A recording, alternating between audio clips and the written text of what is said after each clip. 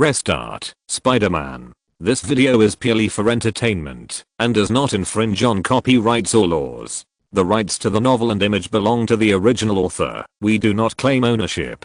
Don't like waiting and want to listen to this fanfic in full now?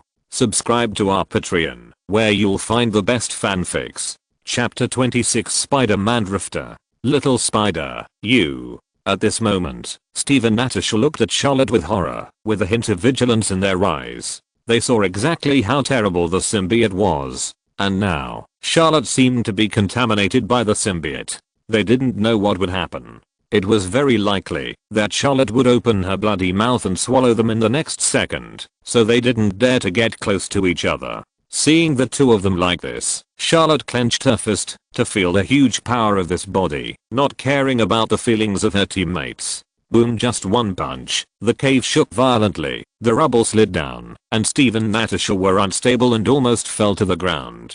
Shit. Steve, you cursed. I didn't. They supported each other, and after stabilizing their bodies, they saw that the stone wall was already covered with terrible spider web-like cracks. Each crack was at least palm wide. It was hard for them to imagine such a terrible power. If I hadn't seen it with my own eyes, I would have thought it was Hulk who did it. I understand.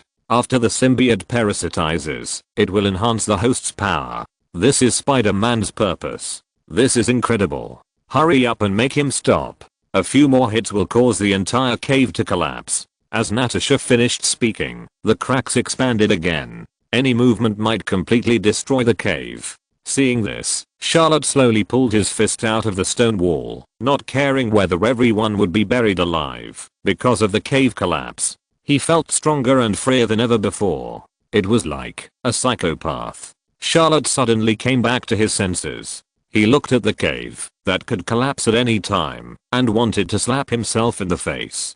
There were only 2 chances left to restart. Why are you still playing around now? He knew very well that the symbiote would magnify the dark side of the host. Charlotte thought he might become evil and cruel, or even insidious and cunning, but these would not affect the mission.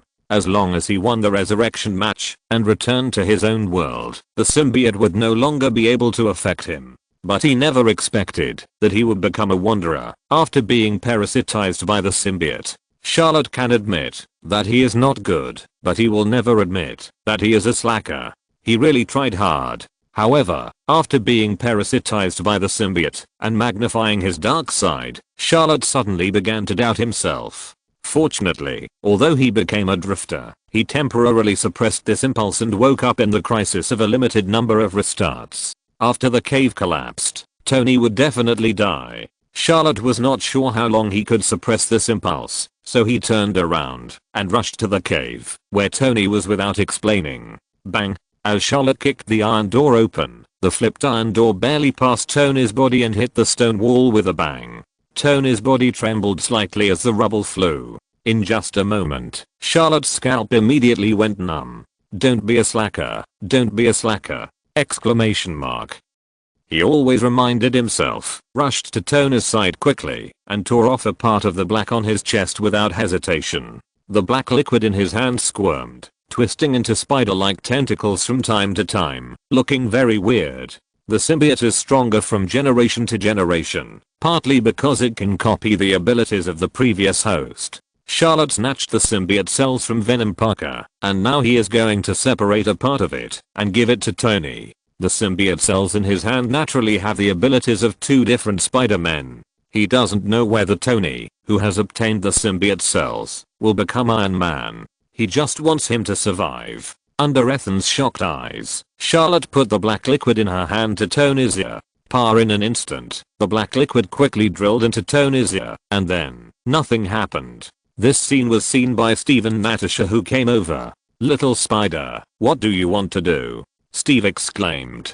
Natasha's face was full of vigilance, and the ultrasonic device in her hand was ready to turn on at any time. I need an explanation, she said coldly. Charlotte rolled her eyes. I never like to explain to women. Stop.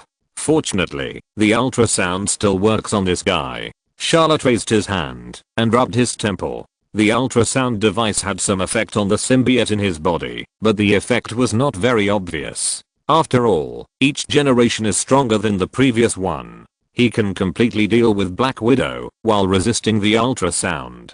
But there is no need, because under the effect of the ultrasound, his heart, which was flying high, calmed down again for a while. While it was still normal, he explained, the symbiote has a super strong regeneration and repair ability. Only a small number of symbiote cells are needed, and it can grow rapidly in Tony's body, thereby healing Tony's injuries in a short time. What? Hearing this, Steve and Natasha were shocked at first, and then looked at each other. Is this why you are willing to let yourself be parasitized by the symbiote at the risk of your life? Steve asked. Charlotte nodded. Yes, Tony's injury is very serious. No one can save him except the symbiote. How do you know? Steve wanted to continue asking, but he answered himself the next second. Well, I know. This is your superpower. He was used to Charlotte's many predictions. With teammates like this, it's impossible not to win. At this point, Natasha also relaxed her vigilance against Charlotte. She turned her head to look at the calm Tony, frowning, but he doesn't seem to have any reaction. I didn't give him many symbiote cells. It needs to grow stronger in Tony's body before it can take effect. Sure enough, as soon as Charlotte finished explaining, Tony's body began to twitch, and his hideous wounds gradually turned into a strange black color, and the iron nails on his back were pushed out of his body by more black liquid. Wherever the black liquid passed, Tony's wounds healed quickly, and the blood was swept away with it. Looking at this scene, Natasha widened her eyes, unable to imagine that this was really happening. Oh my god, it's incredible, she exclaimed. Steve's face was shocked. It's hard to imagine that this creature really exists. Behind him, Ethan, who had a numb look in his eyes, was moved, and his eyes gradually glowed with a smart light. This creature not only has a super strong self-reproduction ability, but also can quickly heal all the injuries of the host. If used for medical purposes, it will benefit the entire human world, he said in surprise. In this regard, Charlotte couldn't help but pour a basin of cold water on the other party. After the symbiont parasitizes, it will amplify the host's dark side. If it is allowed to reproduce freely and grow into a population, then the world will be destroyed. This is not a joke. What? After this, Ethan's face turned ugly, while Steve and Natasha looked very strange. Little spider, what is your dark side? Natasha didn't find any difference in Charlotte after being parasitized. Charlotte shrugged. As you can see, my dark side is. The first round of recommendations will be released tomorrow, begging for follow-up reading. Chapter 27 Tony's dark side. Impulsive. Steve said with a firm face. From what happened just now, Spider-Man has become even more impulsive. He is a kind child. He can't be any worse. Charlotte. Yes, everyone says I'm a good child. He smiled harmlessly. After speaking, Tony on the iron frame suddenly groaned, and then stood up suddenly and gasped. Huff huff, he took a deep breath, and then looked at the people present with a blank look. I just had a nightmare. His forehead was covered with cold sweat. Ethan patted Tony's shoulder gently. That was not a dream. You almost died. What? Tony recalled the inhuman torture he had suffered before, and still trembled. He forced himself to calm down quickly. You are? He looked at Charlotte and others with a puzzled look. They saved you, Tony. Ethan narrated the matter of the symbiote, and Tony looked down at his body. Amazing symbiote, but why didn't I find it in my body? He was confused. Charlotte explained, because of the differences in the host, different situations will occur after being parasitized by the symbiote. You can't sense it now, but it has always been in your body. Maybe it is shy. Shy? Steve was stunned. Symbiotes can also be shy? Charlotte smiled and said, of course. To some extent, each symbiote is an independent individual with different personalities. Natasha looked at Tony in front of her. What do you think will be the dark side of Tony after he is parasitized? I only know that he is an arms dealer now. Steve boldly guessed. He won't want to sell arms to the Milky Way, right? It's possible. Charlotte touched his chin and said.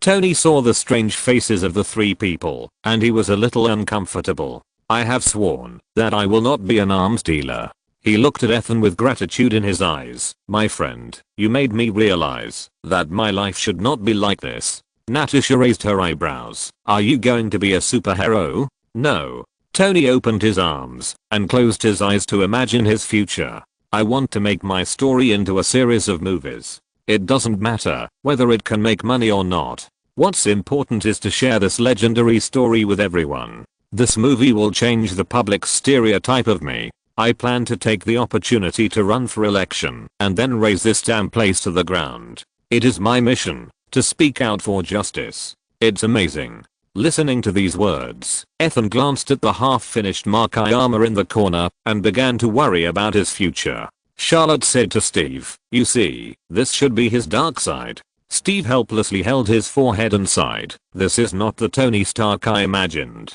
But this idea is not very evil. Natasha shrugged.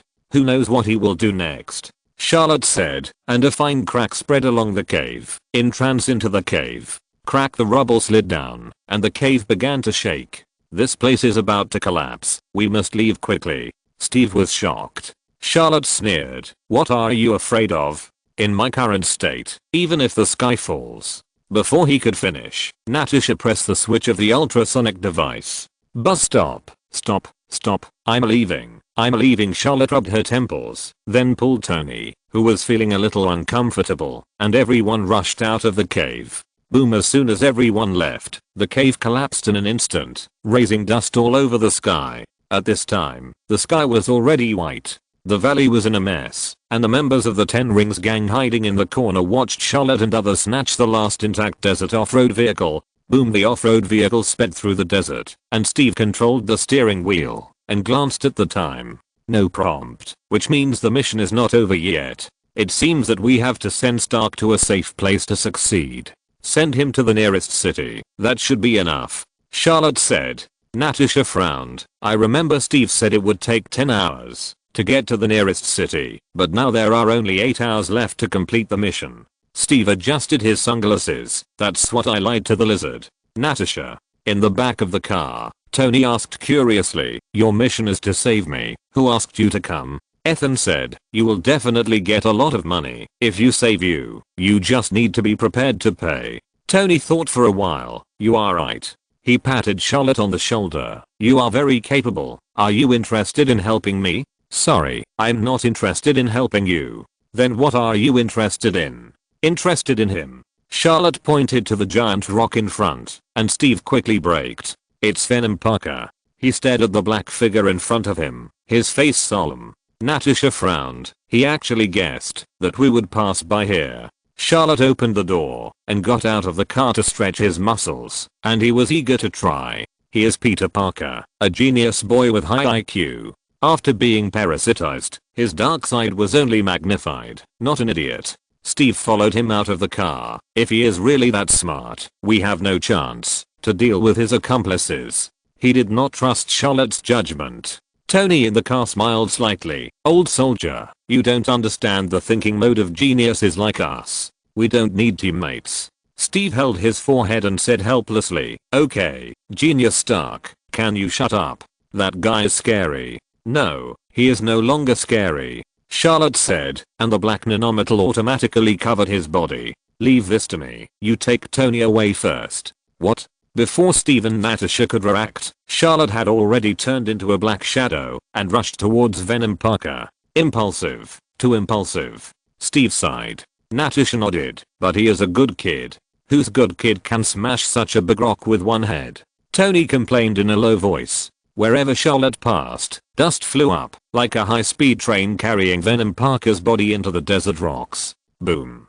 In an instant, the rocks collapsed, and the black liquid in the sky condensed into a 10-meter-long sword that swept across the rubble. Whoosh whoosh. The sword rolled up endless yellow sand along the way, with a terrifying momentum, but as Charlotte punched out, the desert ground shook violently, and hundreds of tons of primitive power instantly shattered the 10-meter-long sword. Boom! Then, two black shadows in the desert released black spider silk wantonly, and soon covered the desert. On the black spider web, the two forces collided one after another. Under the terrible power shock, the increasingly fierce wind rolled up the sand and dust and quickly submerged the area. Boom! The next moment, the off-road vehicle rushed out of the sandstorm. Steve saw this scene through the rear view mirror and was moved. Is Spider-Man so strong after he turns evil? Old buddy, it's just a common sandstorm in the desert. It has nothing to do with them. Tony reminded him. Steve. I thought too much. 8 hours later, everyone arrived at the nearest city. Congratulations to the old, weak, sick and disabled team for winning the resurrection match and being rewarded with 3 resurrection spots. Congratulations to the old, weak, sick and disabled team for rescuing Dr. Ethan, exceeding the task, and receiving extra rewards. Thank you to the black cat in the rain for giving me 1000 points. I'm touched. If you're listening to this novel on a channel other than Fanfic World, it means they downloaded and uploaded it without effort. We cordially invite you to visit our channel, Mundo Fanfic Novelos. There you'll find the original version of this story and you can explore many other novels of various genres. We're waiting for you to immerse yourself in a world of incredible novels. Chapter 28 Nanosuit, Venom Upgrade. It's over. In the desert under the scorching sun, the spreading black spider silk has already fallen apart. Half of Venom Parker's body was buried in the yellow sand, and the broken black liquid around him was rapidly wriggling into his body to repair the damaged body. At this moment, his hideous head was half shattered, and the black sprouts were growing rapidly, but half of Peter Parker's face could already be clearly seen. Peter Parker raised his hand to tear off the black sprouts on his face, and his eyes were no longer turbid and numb. The symbiote in his body was seriously injured in the battle, which allowed him to regain his consciousness briefly. Looking at the black Spider-Man in front of him, Peter Parker's eyes were filled with gratitude. Thank you, Charlotte Parker. Charlotte slowly walked to Peter Parker, and his black battle suit was also badly damaged. The black liquid was wriggling to repair this nano battle suit, but the speed was much slower than before. Obviously, it had also suffered a lot of damage in the battle just now. As Spider-Man, the opponent's ability was originally stronger than Charlotte's. If the symbiote is not stronger than the previous generation, it would be difficult to defeat the opponent with his basic attributes. Seeing that Peter Parker did not take the opportunity to break free when Venom was weak, Charlotte was very puzzled. Do you need my help?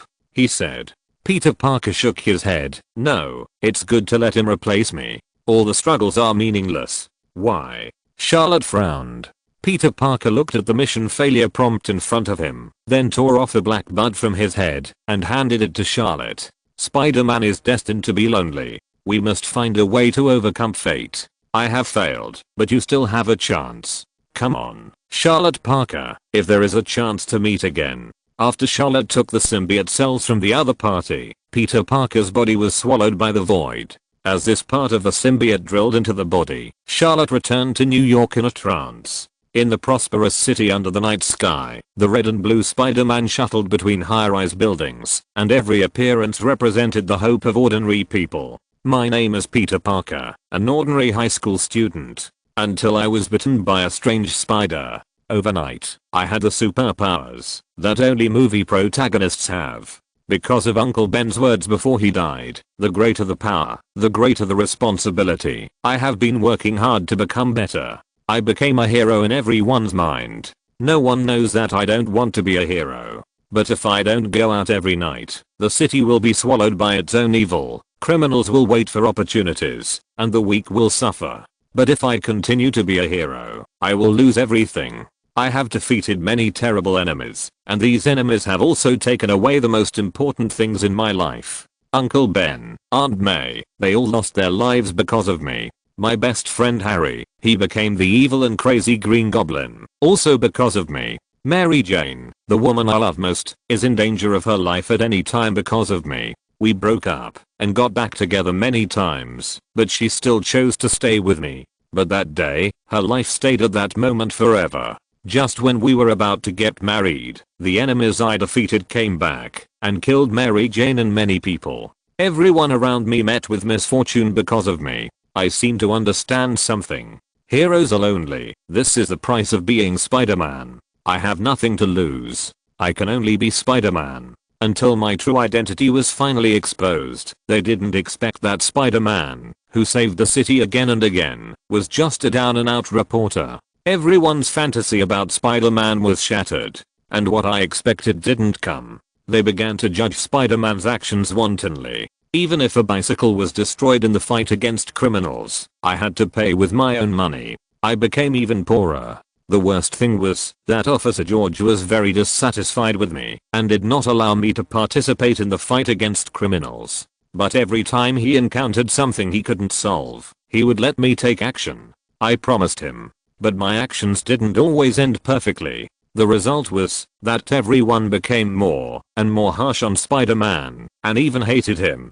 I don't understand why. The greater the ability, the greater the responsibility. Did I do something wrong? Heroes are lonely, and Spider-Man will lose relatives, friends, and lovers. Even everyone's trust in Spider-Man. I have completely lost it now. Not only that, I also lost my superpowers. Without superpowers, I became an ordinary person and had no ability to continue to eliminate evil. I can finally live a normal life. Spider-Man gradually withdrew from the public eye. I'm no longer Spider-Man, so I won't lose more. Although I have nothing. But then I met Gwen. I fell in love with her. She became my girlfriend, and I had my family again. But with a sudden disaster, Gwen was in danger. I was scared, terrified, uneasy. I didn't want to lose Gwen. I decided to become Spider-Man again. Become a stronger Spider-Man. As long as I'm strong enough, I will definitely overcome Spider-Man's tragic fate.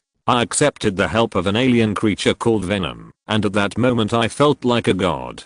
I was omnipotent, but I still couldn't save Gwen. She died in front of me. I'm a failed Spider-Man. I'm completely desperate. I'm tired. Destroy it. The greater the power, the greater the responsibility. It's just a joke. From now on, everyone has nothing to do with me.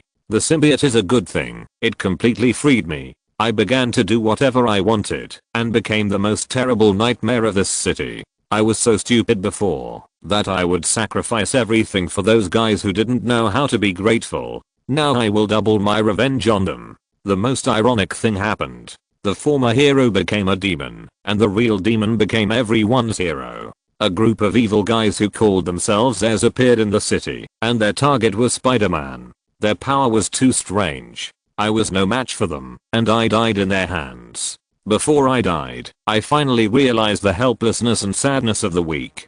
They needed heroes, and they needed the me they once were. But the final result was that those evil guys became the heroes in their hearts. After a long time, Charlotte slowly opened her eyes and found herself in the cosmic spider web. That was Peter Parker's miserable life. From a hero to a demon, all it took was a Gwen, the last straw, that broke the camel's back. Unable to bear the fate of Spider-Man, the ending could only be self-devouring. In essence, the symbiote cannot make people bad or good, but only releases the deepest repressed emotions in the host's heart. And Venom Parker was born from Spider-Man's despair. What was the purpose of the other party giving him this part of the memory? Charlotte frowned and thought of the group of guys who killed Venom Parker. Yeah? Interesting. Then, the reward for this resurrection match appeared in front of Charlotte. Congratulations to the old, weak, sick and disabled team for winning this resurrection match, and they will be awarded 3 resurrection spots. Award, strength plus 10 tons. Congratulations to the old, weak, sick and disabled team for rescuing Dr. Ethan, exceeding the task, and receiving an extra reward. Extra reward 1.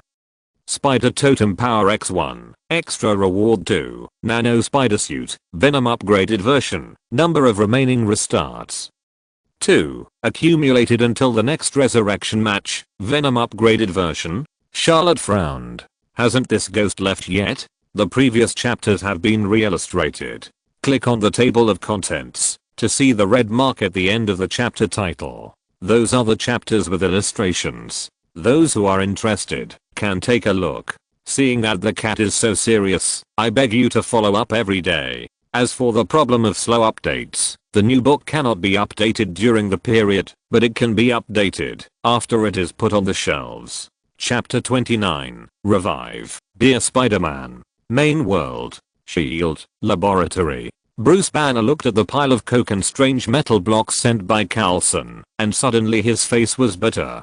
Coulson, it's 11 o'clock at night, which is beyond my working hours. The honest man Banner looked helpless. Coulson said sternly, drive Banner. This is what the commander said. You can't keep bullying me. I have my own experiments to do. Banner scratched his scalp in some embarrassment. Before Carlson could speak, Natasha stepped forward and smiled. Drive banner. This is very important. Please help me. I will have a good talk with Nick about the follow-up funds for the gamma ray experiment. Hearing that he could add money, Bruce Banner squeezed out a reluctant smile. Okay, Natasha, I agreed to it for your sake. I can't do this again in the future. I promise. Natasha's eyes were full of sincerity. Banner nodded. Tell me what's going on. He pointed to the coke and metal blocks on the table and asked. Natasha explained. This is Spider-Man's body. We finally found it. Spider-Man? Banner thought for a moment. He's a very popular superpower recently. I've heard of him. Is he dead? Yes. He was killed by a missile last week. Missile? Banner looked unconvinced. If it was a missile, then there would be no way a body would be left behind. And using an expensive missile to bomb a bug is too outrageous. He looked weird. Natasha held her forehead. Yes, we also think it's outrageous, but if you know who the suspect is, then it makes sense. Who is it? Banner was curious. It's Stark Industries. Carlson still had no expression on his face. He continued, we found out that the murderer used the Me-1 formula missile made by Stark Industries to bomb that area. If Tony Stark is the murderer, then he wouldn't care about the price of a missile. Banner touched his chin and thought, does Tony Stark have a grudge against Spider-Man? I haven't heard of any intersection between him and Spider-Man. Carlson shook his head. Banner said again, I met Tony last time. He doesn't look like that kind of person. Maybe Spider-Man accidentally entered that area and was killed. Weapon experiments must have been carried out at that time. Natasha said, the area near that area is a villa area, and weapons experiments are not allowed. It's also very strange that Spider-Man was killed by a coincidence. So we concluded that it was a fire attack against Spider-Man, but we are not sure whether the murderer is Tony Stark.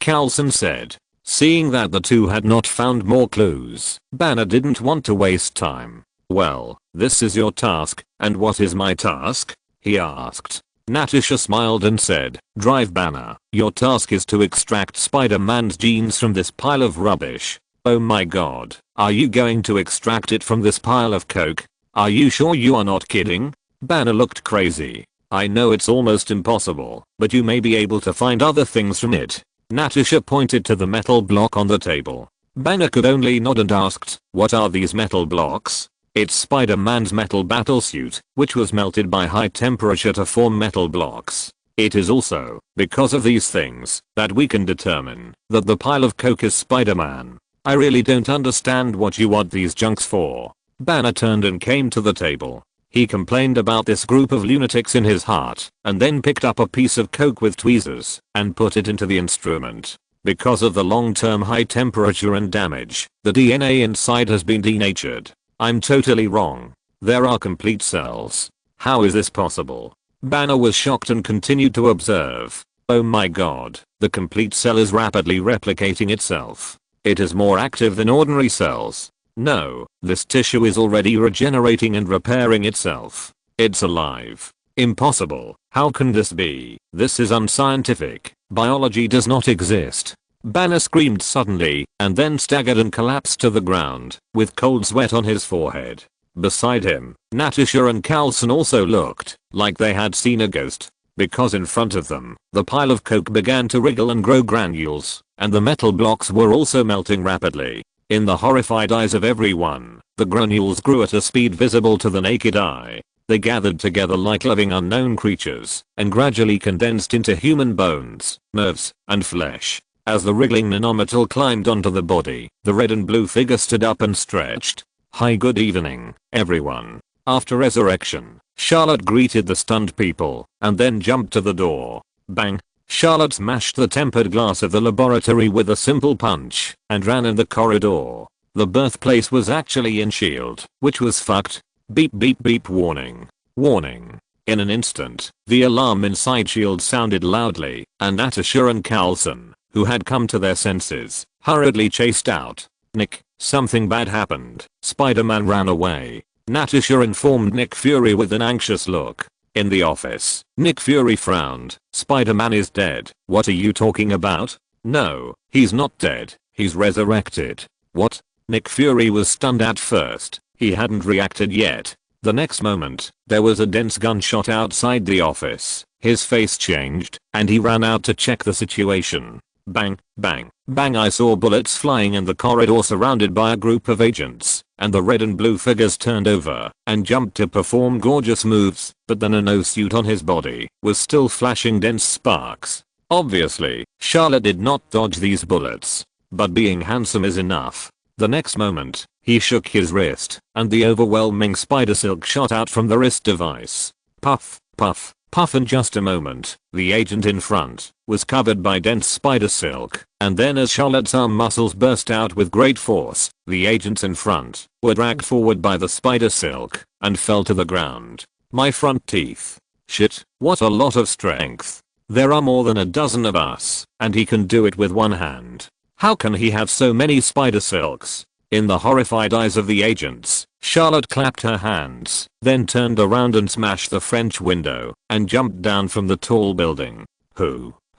The strong wind rushed into the building, and Nick Fury stood in the cold wind, and watched Spider-Man disappear in the neon lights of the city. He narrowed his eyes slightly, and it was unknown what he was thinking. Natasha rushed to the scene later. She glanced at the scene in front of her, and her face became more solemn. I have never seen him use this trick, and his strength seems to be stronger. Nick Fury turned around. Anyway, we need to know how he survived. Let Harry go. This is his first mission after joining us. Understood. At the same time, Charlotte flew into the bustling downtown. Look, it's Spider-Man. He hasn't appeared for a long time. Amid the screams of passers-by, Charlotte jumped off the roof. With his back against the gorgeous advertising light board, he clenched his fists, feeling the strength in his body still surging. After 11 resurrection matches, he had accumulated a total of 2.2 tons of strength.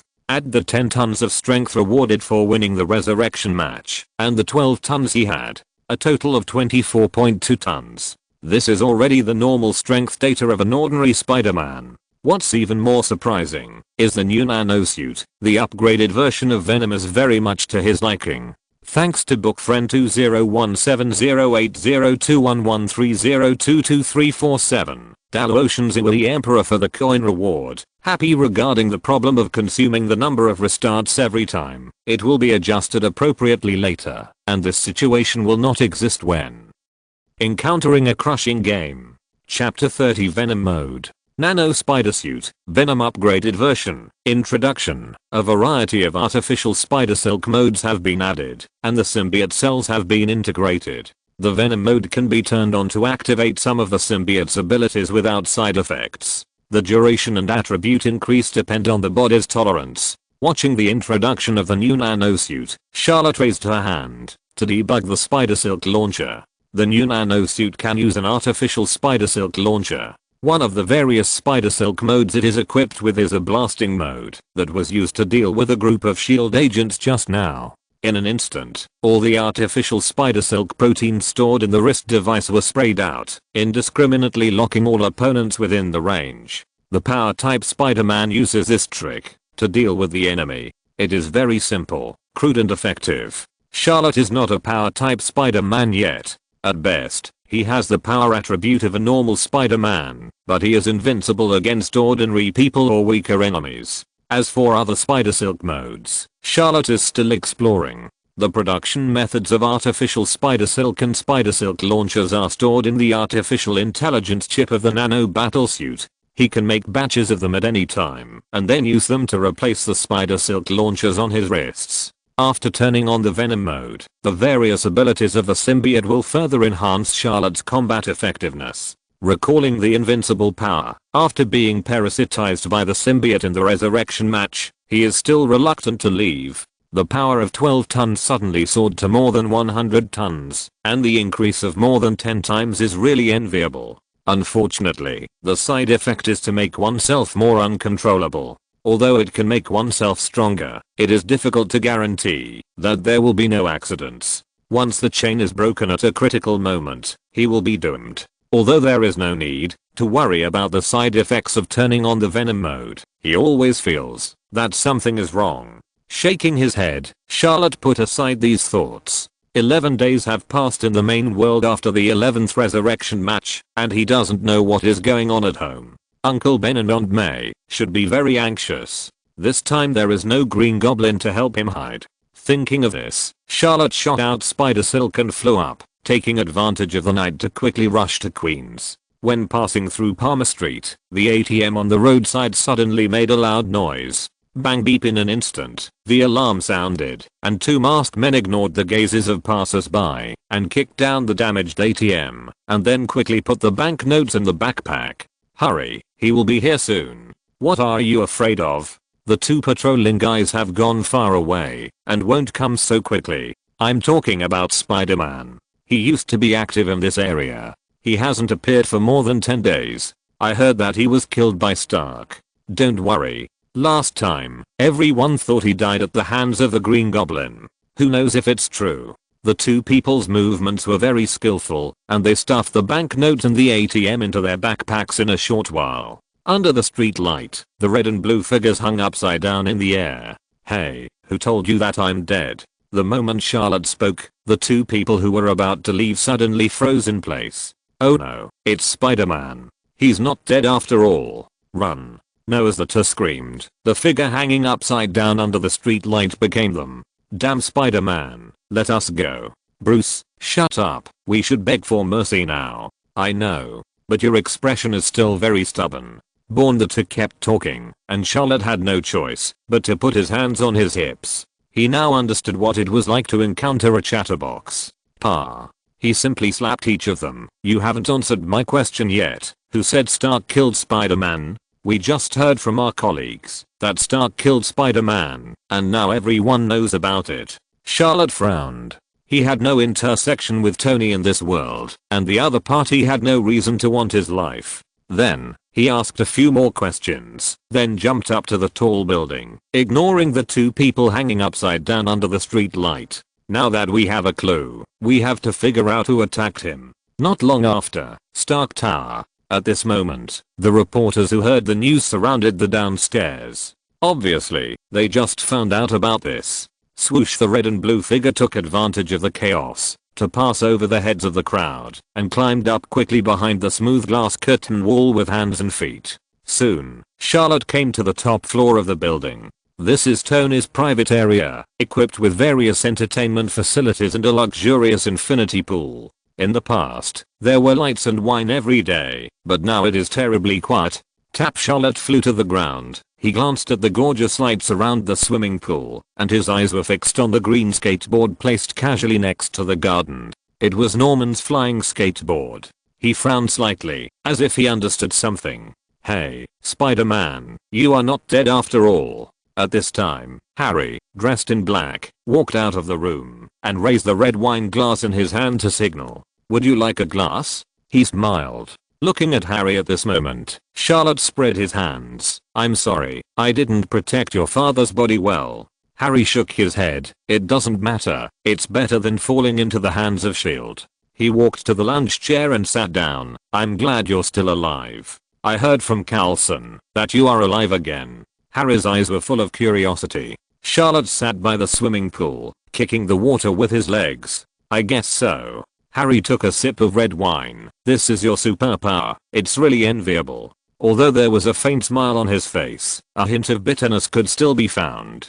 Since his father's death, he has matured a lot and is no longer the sunny and cheerful boy he used to be. Let's talk about business, Charlotte suddenly said.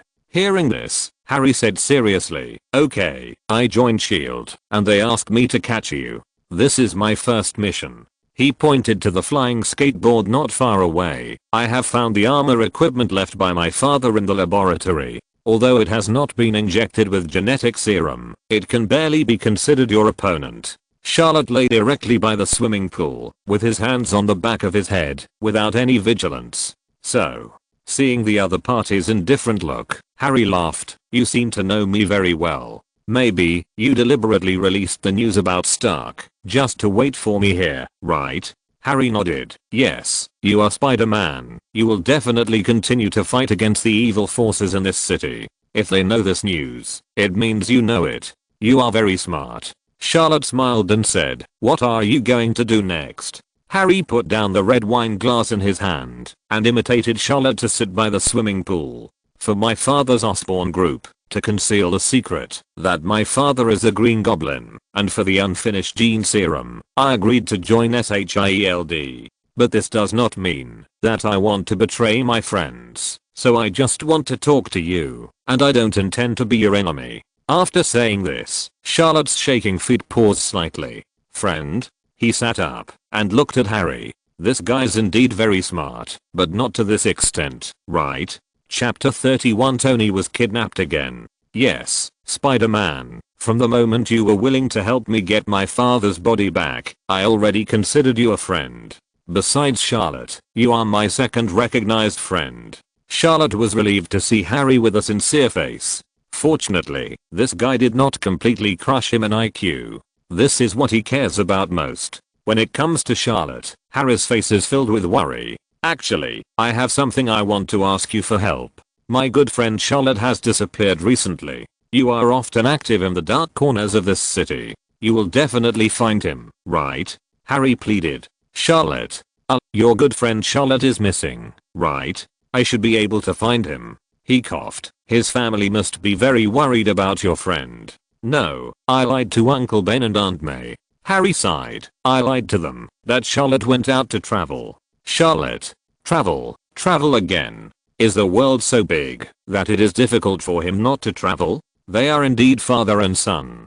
Hey, you did a great job on this. He will definitely be grateful to you. Charlotte gave Harry a thumbs up, then stood up and patted his butt. Okay, I'm going to find your friend now. Wait. Harry stood up and pleaded again. If you find Charlotte, don't tell him who I'm now. Why? Harry's face was full of bitterness. If he knew that my father was the evil Green Goblin, he would definitely what? Charlotte patted the other's shoulder and smiled. You have to believe in your friend, just like he believes in you. What? Harry didn't understand what this meant, and before he could ask, he saw Charlotte jump off the roof. Wait, where is Tony now? Charlotte, who had just jumped off the building, suddenly shot Spider Silk and jumped back to the roof. He almost forgot about it. Harry was stunned. It seems that he went to Afghanistan. He is going to discuss a big business. Charlotte held his forehead. This guy's probably going to be kidnapped again.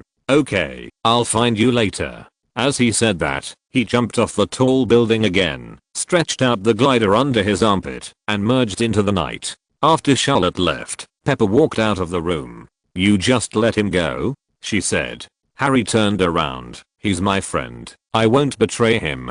Pepper smiled. Yes, you won't betray your friends. So are you going to be friends with Tony? I want to make sure he didn't do that. He won't do that. Pepper continued. The presence of weapons made by Stark Industries at the scene doesn't mean anything. Tony has no interest in Spider-Man, and he won't be stupid enough to use his own company's weapons against Spider-Man. I think so, but we still have to find him. He'll be back soon. I'm back. Opening the door, Charlotte saw Ben Parker and Aunt May snuggling on the sofa in the living room. The two were watching TV programs with relish, and they seemed to be indifferent when they heard Charlotte's voice. Dinner is in the refrigerator. Heat it up yourself. By the way, don't forget to put the gifts in our room. Charlotte pouted and put the gifts she just bought into their bedroom. Fortunately, he had prepared it in advance. But after not seeing each other for so many days, the couple didn't miss him at all. Am I really picked up? Little Charlotte, did you really go traveling this time? Suddenly, Aunt May turned around and looked at Charlotte with a strange look. What do you mean? Charlotte had no expression. Aunt May glanced at the next door. Mary Jean has been looking for you many times recently. Are you not going home because you want to avoid her? Her smile was full of relief. You have grown up, but you still have to restrain yourself at critical moments. That girl is very difficult to deal with, Ben Parker said earnestly. Hearing this, Aunt May glared at the old man. What do you know? Young people should be like this. It shows that a little Charlotte is charming. Yes, I haven't heard him nagging recently. Now I like him much more. This is his charm. Ben Parker was very perfunctory. Seeing this, Charlotte walked towards his room very tactfully. I'm tired. I have classes tomorrow. I'm going to sleep first. Good night, little Charlotte. Good night. Charlotte returned to the room. Not long after the lights came on, there was a sound of gravel hitting the glass outside the window. What are you doing? He opened the window speechlessly, only to see Mary Jane holding up a small stone that she hadn't thrown yet, with an embarrassed look on her face. She quietly threw the stone downstairs, then stroked her burgundy hair awkwardly. But she soon forgot about the embarrassment, leaned her hands against the window and smiled. Charlotte, where have you been recently? I haven't seen you home for a long time. Charlotte also leaned against the window. I was killed in the explosion, and then won the resurrection match, so I came back. He told the truth. Really? When are you going to play with me? Mary Jane's eyes lit up. Charlotte's mouth twitched. I didn't expect you to really believe it. Mary Jane stretched out her hand in the air. I have always believed in you, just like I believed in your promise to give me lipstick last time. She squinted her eyes and showed a fake smile. Charlotte, if I say it wasn't me who promised to give you the lipstick, would you believe it? What do you think? Mary Jane squinted at Charlotte and said unhappily, have you forgotten why you promised to give me a gift? Why? Because of this. Mary Jane took out her phone, then opened the chat history, smiling teasingly. You begged me to go on a date with you, so I agreed to give me a gift. You don't want Uncle Ben and Aunt May to know about this, do you? What? In an instant, Charlotte's face turned black. At that time, Norman had used his phone to flirt with many seniors, and he had no patience to read the chat history one by one, and he actually missed this guy. I admit defeat. What color lipstick do you want? He gritted his teeth. Seeing Charlotte's frustrated look, Mary Jane raised her head arrogantly. Humph, I've been waiting for you for so many days, and a lipstick can't get rid of me anymore. Then what do you want? I want. Before Mary Jane finished speaking, she suddenly felt empty in her hands, turned her head, and found that her phone was in Charlotte's hand. Give it back to me, okay? I'll give it back to you. Charlotte deleted the chat history and threw the phone to the other party, saying with a relaxed look, friendly reminder, don't be fooled by a man's weakness, otherwise you will suffer in the future. I've already suffered. I'll treat you to a big dinner tomorrow. Call Harry. Okay. The next morning, Charlotte got up and went to school. He hadn't been in class for 11 days, but fortunately Harry had asked for leave for him, so there weren't too many troubles to deal with. As time passed, the seniors quickly forgot about the ridiculous things Norman had done on Charlotte's behalf. The premise was that they didn't see Charlotte's face. The next moment, he ran into a familiar classmate. Hey, the selfie hunk is here, and Professor Kurt just wants to find you. Go to his laboratory. Johnny, I hate this nickname. Charlotte's face was dark. Johnny looked proud. Who cares?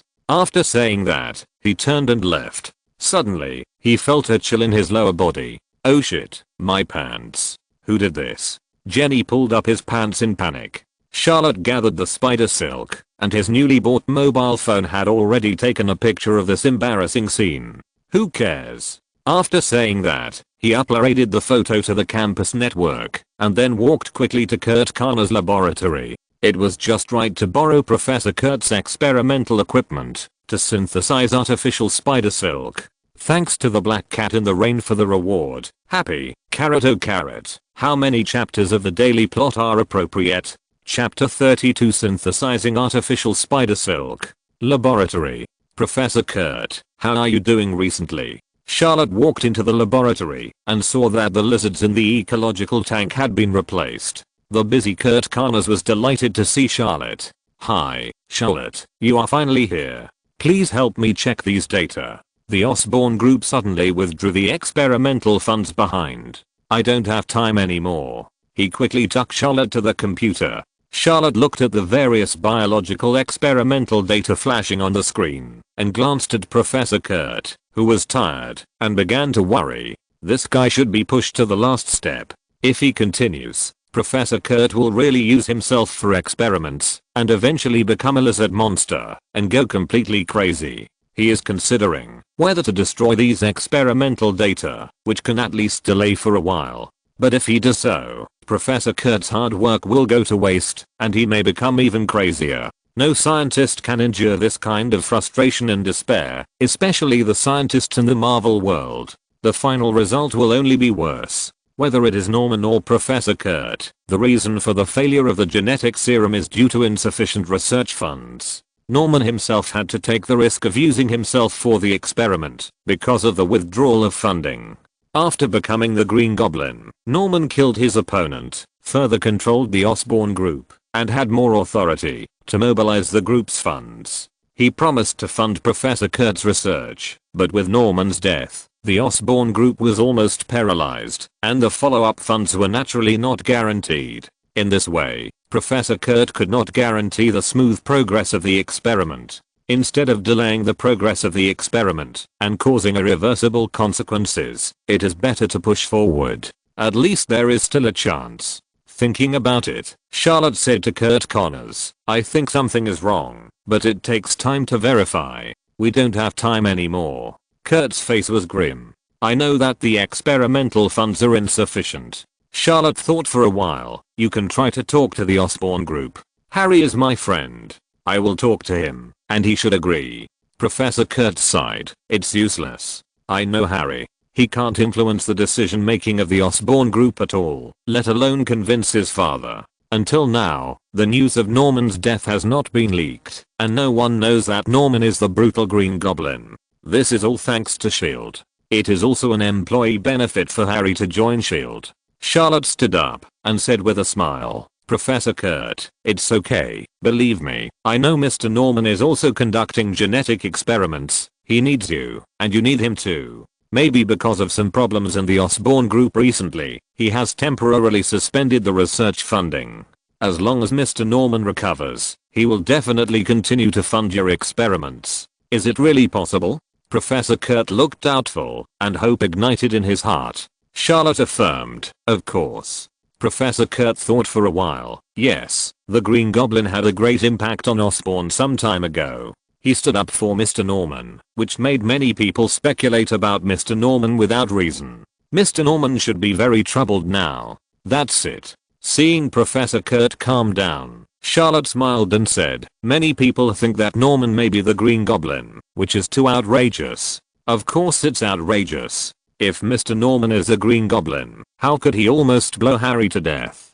Professor Kurt had no doubts at all. The Green Goblin bombed the shareholders meeting of Osborn for the first time. Although Norman left the meeting early due to illness that day, his son Harry was there. The explosion almost killed Harry. It was also because of this that Harry, facing the mess of Osborn, could not save the group that was deeply involved in the public opinion storm by himself. Only with the help of official forces such as S.H.I.E.L.D. could the group be revived. Charlotte's words eased the sense of urgency in Professor Kurt's heart.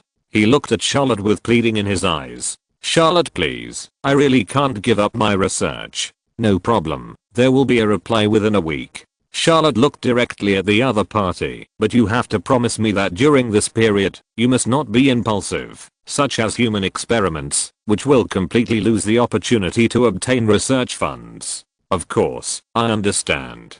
Professor Kurt took a deep breath and slowly sat down on the chair. "Charlotte, thank you. You make me feel much more relaxed after you came." He smiled with relief. "You're welcome." Charlotte glanced at the laboratory equipment. "By the way, Professor Kurt, I need some simple instruments to synthesize biological proteins. Can you lend them to me?" "No problem. I happen to be attending a research meeting these days. I'll tell you the laboratory password.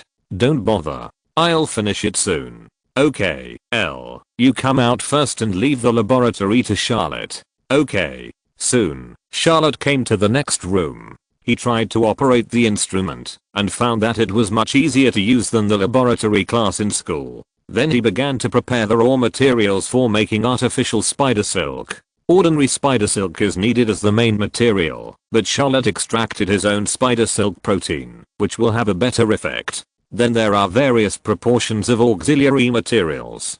Professor Kurt's laboratory materials are sufficient, and the method of making artificial spider silk protein is also very simple. Peter Parker can complete the production at home, but Charlotte tried it for the first time, so he needs to use laboratory instruments. When he becomes proficient in the future, he won't need to be so troublesome. Not long after, the synthesis process of artificial spider silk protein went smoothly. Looking at the spider silk protein in the vessel, Charlotte tapped his chest lightly, and the nanometal quickly covered his right wrist. He took down the spider silk launcher and injected artificial spider silk protein into the bottom of the device. Charlotte looked closely. At the moment of touching the switch, the spider silk protein was ejected under the slight stimulation of electric current and pressure, and quickly expanded in the air to form artificial spider silk with strong viscosity and toughness. Puff, in an instant, the fine artificial spider silk flew randomly and stained Charlotte's face. Charlotte. He reached out and wiped the spider silk on his face. Obviously, the first synthesis of artificial spider silk is not perfect. The plasticity of spider silk protein needs to be strengthened. Continue. 2 hours later, Charlotte finally completed qualified artificial spider silk. If ordinary spider silk is used as raw material, he would not be able to succeed in the experiment so quickly. The next step is to compress the artificial spider silk. If it is not compressed, a set of spider silk launchers can hold up to 10 milliliters of spider silk protein, which will be used up after a few times. Of course, it is also possible not to compress it, but it will be very troublesome to prepare a large capacity storage device in the battlesuit. The compression process is very simple, just leave it to the experimental instrument. In less than half an hour, Charlotte tapped his chest, took out several spare spider silk launchers from the spider logo, and injected the compressed spider silk protein into them. As the nanometal in his palm sank into the chest device, Charlotte left the laboratory contentedly. At the school gate, he turned on his mobile phone and called Harry. "Hi, Harry, I met Spider-Man last night and became friends with him. Isn't that cool?" He smiled. On the other end, Harry breathed a sigh of relief. "Charlotte, you finally showed up. Meet at Oak Restaurant in an hour." "No problem. By the way, you have become friends with Spider-Man. Can you contact him? I have something important to tell him." "I can try, but I can't guarantee that I can contact him. After all, he is a city hero, a crime nemesis, a friendly neighbor of girls in the whole city, the greatest legend in New York, the most precious wealth in the world, and the most dazzling star in the universe. Not everyone can." Beep beep, the phone was hung up, and Charlotte pouted. It's rude to hang up the phone before listening to the end. Thanks to Wang Ruojin and Xiaoyan33 for their award. I'm happy because of many revisions in the first chapter. There were some funny grammatical errors in places that I didn't pay attention to. It was only when an enthusiastic reader pointed it out that I discovered the problem. It's so embarrassing. I ignored it many times before. This is a disaster for the cat, and it's also very embarrassing. I will pay attention to it later. Chapter 33, Cunning Harry Osborn. Oak Restaurant. Sitting by the window, Harry didn't wait for Charlotte, but saw Mary Jane first. "Hey, Mary Jane, why are you here?" He was a little confused. "Charlotte said she wanted to treat me to a big meal." Mary Jane sat opposite Harry. She rested her chin on her hands and looked out the window, pretending to be melancholy. "Harry, Charlotte has been mysterious recently, often not at home, and has become increasingly cold to me," she said. Harry waved to the waiter. "Give this lady a cup of butter coffee, thank you." "I don't like butter coffee." Mary Jane refused. Harry shrugged. "But it suits your current mood. Besides, that guy has always been cold to you. You just discovered it now?" "Mary Jane." She glared at Harry. "It's none of your business." "Okay, it's none of my business, then I won't treat you this time. Anyway, it's not you who's treating, it's Charlotte." "Come on, when hasn't he treated me? And I paid the bill." It seems so." Mary Jane looked around and still didn't see Charlotte. "Why hasn't he come yet?" she muttered. Seeing this, Harry couldn't help but laugh and said, "You seem to be paying more and more attention to him." "No." Mary Jane turned her head and then thought of the private chat between the two of them a few days ago, and a smile appeared on her face. It turned out that this guy was the one who understood her the most, and she didn't realize it for so many years. "What are you talking about?" At this time, Charlotte walked into the restaurant and saw the two of them and stretched out her hand to say hello. "We are talking about you." Harry asked the waiter to hand over the menu. "Talking about me?" Charlotte looked at Mary Jane with a strange look in her eyes. Did this guy secretly tell Harry about the chat records? As if guessing Charlotte's thoughts, Mary Jane said faintly, "Don't worry, I'm not talking nonsense. Do you have a secret?" Harry looked at the strange two people. "No, you think too much," Charlotte said and took the menu. "Wellington beef, 2, no, 3, okay, actually I want 5. He said to the waiter. "Are you a pig?" Mary Jane couldn't help but complain. Charlotte glanced at the other party. "You don't understand, men." He handed the menu to Mary Jane. "I don't need to understand." Mary Jane took the menu and ordered, while Harry said to Charlotte, "What happened to you recently? I can't find you," he asked. Before Charlotte could speak, Mary Jane teased, "He went to play the resurrection match." Resurrection match? Harry was stunned and subconsciously thought of Spider-Man who came back from the dead. Charlotte shrugged. "Yes, it's fun, but it's a bit useless." Harry shook his head. "I'm serious. Well, I got into some trouble, and it was Spider-Man who saved me." "Spider-Man?" Mary Jane was shocked. Harry was also surprised. "Wow, it's the superhero Spider-Man." "Charlotte, this damn poor acting. By the way, you said you had something important to tell Spider-Man?" he asked. Harry was silent for a while, then spoke. "I have a friend." "Charlotte, well, what does your friend want to do with Spider-Man?" he continued to ask. Harry said seriously, "My friend got into some trouble. It's related to Spider-Man, but I don't have Spider-Man's contact information. He forgot to ask yesterday." Charlotte nodded. "I can try." He should agree. "Thank you. If you can contact Spider-Man and ask him to come to my house, just give him the address." "No problem." Listening to the conversation between the two, Mary Jane felt something was wrong. "You have a secret," she said firmly. "No." Mary Jane snorted. "Women's sixth sense is very accurate. The terrible sixth sense is really accurate." Charlotte and Harry lowered their heads at the same time with guilt. Night. Villa. Under the moonlight, red and blue figures flew and landed on the roof. Charlotte looked at the mess in the distance. That was the area where he was bombed. "You are here." In the yard, Harry looked up at the figure on the roof. "Tony is missing. It is likely a kidnapping." "What a bad news." Charlotte flew in front of Harry. "Is this why you asked me for help?" "Yes." Harry asked John to bring 2 cups of coffee. "You also want to find the guy who tried to kill you." He pointed in the direction of the bombing area. "Stark Industries will not sell Me-1 formula missiles to anyone except the military. The military should be excluded, as they have a record of using such weapons. The only possibility left is that Tony sold such weapons privately, and even his assistant didn't know about it." Charlotte nodded, and he took the coffee handed to him by the butler. "Yes, only by finding Tony can I know who bought this weapon from him." As he said this, he handed the coffee to his mouth, and then reacted. Harry was as cunning as his father and almost fell for it. He gave up the idea of drinking, and did not reveal any facial features. Harry felt a little sorry and continued. "Tony disappeared in that desert area. We can go and find him ourselves." "No problem, but why are you looking for Tony?" Charlotte was curious. Harry looked helpless. "This is a task for S.H.I.E.L.D., and the Osborn Group needs a lot of funds to turn over, and only Stark Industries can help me." Hearing this, Charlotte was thoughtful. "I heard from your friend Charlotte that Osborn Group withdrew Professor Kurt's research funding, probably for this reason. He tried.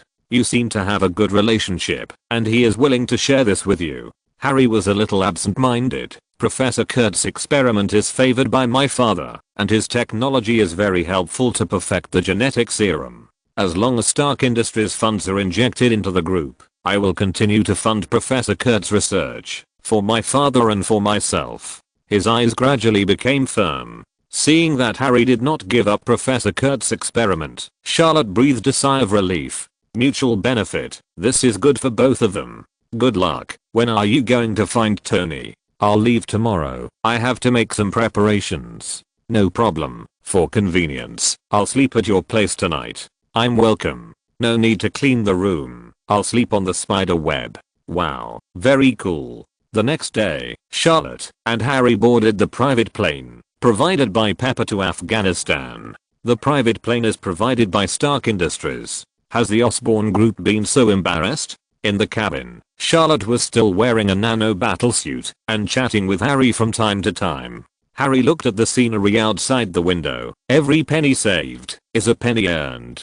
Charlotte told me that you just bought a limited edition sports car. Harry, ahem. Pepper just provided the latest news. He clicked on the virtual map and changed the subject. She has marked several armed forces that may attack Tony. Let's analyze them. No, I found them. Charlotte pointed to an inconspicuous area on the map. This is the territory of the Ten Rings. They are the most likely. The Ten Rings? Harry frowned. They are a new force. They should not have the courage to attack Tony. Trust me, my news channels are very reliable. I'll listen to you. I will definitely not let you down. There are still 11 hours before we reach our destination. Are you sure you don't want to open your hood to get some fresh air? I'm most afraid of sudden concern. Okay, you found out. Chapter 34 Venom Mode activated. At night, in a desert town, enshrouded in flames, there were ruined buildings that had been blown up and bodies half buried in rubble everywhere. Bang boom gunshots and explosions were heard from time to time on the street. Fully armed personnel executed useless old people in public, and women and children were dragged onto a truck while crying. Men were either shot to death in resistance, or they could only kneel on the ground and watch their wives and children being taken away. The night brought despair, and the town in the flames seemed to have turned into a hellish existence. Thick smoke floated in the night sky, and the scene in the distance could not be seen clearly, nor could any hope be seen. Ah, no. In the corner of the ruins, accompanied by the man's excited laughter, the woman's crying and pleading, could not arouse any mercy in the devil's heart. Name in the crowd, the man lowered his head even deeper after hearing his wife's cry. His body was trembling, and he dared not resist at all. The fear of the muzzle of the gun defeated his love for his wife. In this desert full of wars and disasters, their fate is small and fragile. Any attempt to protect their dignity will make them end up like the dead bodies on the roadside. Boom! At this time, a green tail flame swept across the night sky at a high speed, and a red and blue figure glided down from the sky. Hey, guys, your friendly neighbor Spider-Man invites you to eat pumpkin rice. Before Charlotte landed, the pumpkin bomb in his hand had exploded among the armed personnel who were ready to fire. Enemy attack. Boom. The terrifying loud noise drowned out the screams, and the broken limbs and debris were scattered by the rubble and heat waves. The sudden scene made the remaining armed personnel scream again and again. Fire! Fire! Kill him! In an instant, the armed personnel scattered in the town quickly rushed to the street, and even the armored vehicles pointed their guns in the direction of the street. Boom! The next moment, the green tail flame appeared in the night sky again, and Harry, riding a flying skateboard, threw pumpkin bombs along the way, and the town was once again covered by artillery fire. Boom! I killed them. Boom boom! The war was raging, and the gunfire spread. As Charlotte leaped, she shot Spider Silk to lock onto the flying skateboard that passed overhead. She dodged the dense bullets along the way, and the two quickly disappeared into the night sky. Spider-Man, you just killed someone. Harry lowered his head and said to Charlotte under the skateboard. Charlotte scratched his head. Sorry, I don't understand what you said. They had just arrived at the nearby city and headed straight for the Ten Rings gang camp.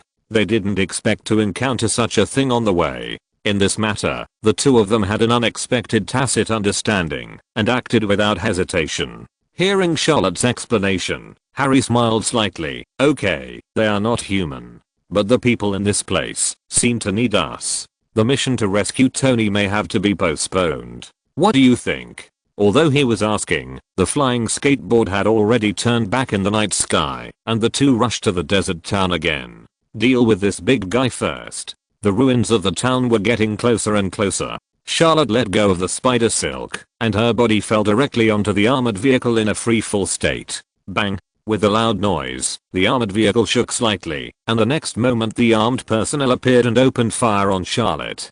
Dadadapath. In an instant, Spider Silk shot out, and the gunfire stopped abruptly. Under Charlotte's huge force, the armed personnel in the car screamed and flew into the night sky. Oh no. Bang bang bang! As Harry flew through the air at high speed, the broken body fell into the ruins. Spider-Man, you cooperated well. Harry laughed. Charlotte glanced at the large number of armed personnel who were rushing over. There are at least more than 100.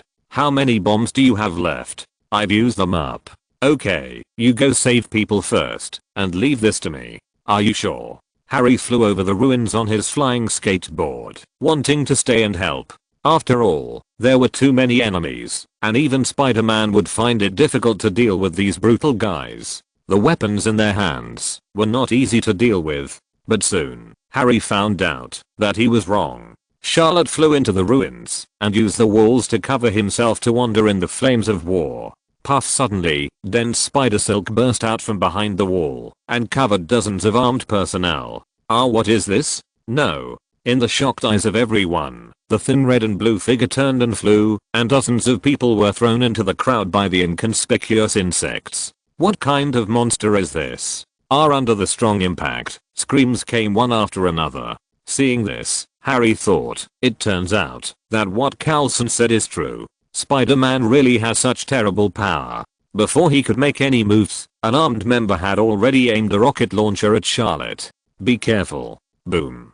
As soon as Harry finished speaking, the rocket grenade had already roared in front of Charlotte with the tail flame. Puff! The next second, the spider silk mode changed, and a huge spider web bloomed from Charlotte's wrist. The rocket grenade was deeply trapped in the soft spider web and immediately rebounded, falling towards the crowd in an instant. Boom. Rocket-propelled grenades unleashed devastating firepower, wailing everywhere, and the remaining armed personnel looked at Charlotte's figure in horror, and suddenly became a mess. Retreat. Retreat quickly. He's a monster. Looking at the armed personnel who quickly fled the scene, Harry was stunned.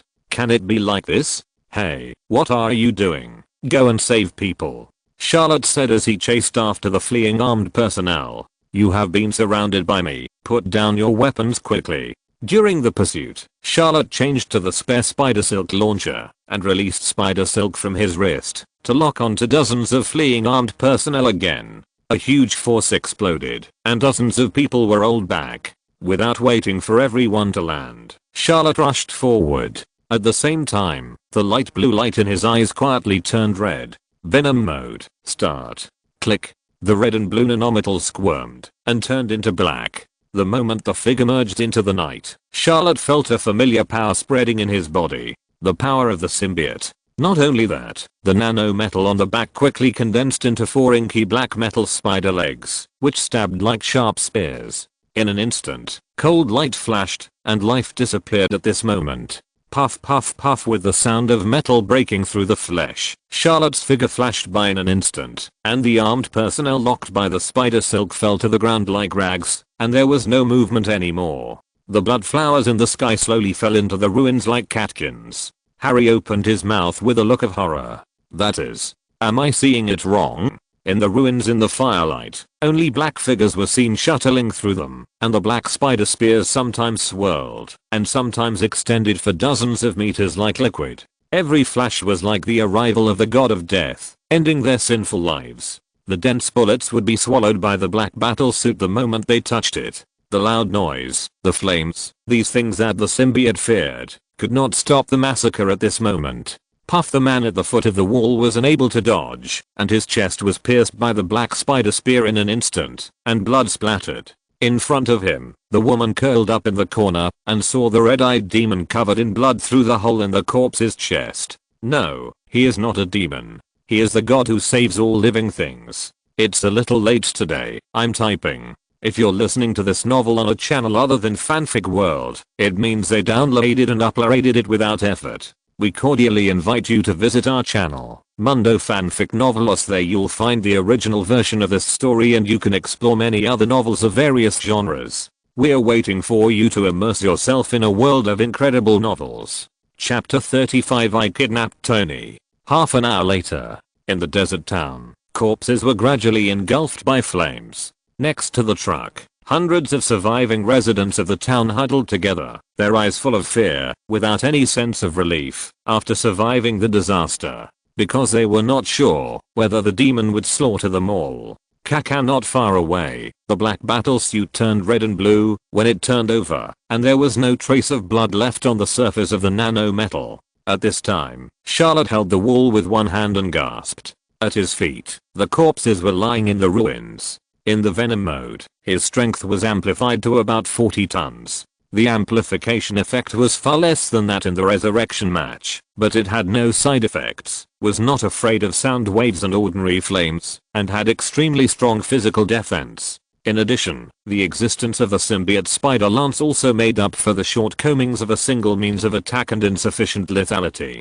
The only drawback is that the venom mode puts a great burden on the body. After all, it is not a real native symbiote. It is just a nano battle suit that has integrated symbiote cells. It takes a certain price to obtain the ability of the symbiote.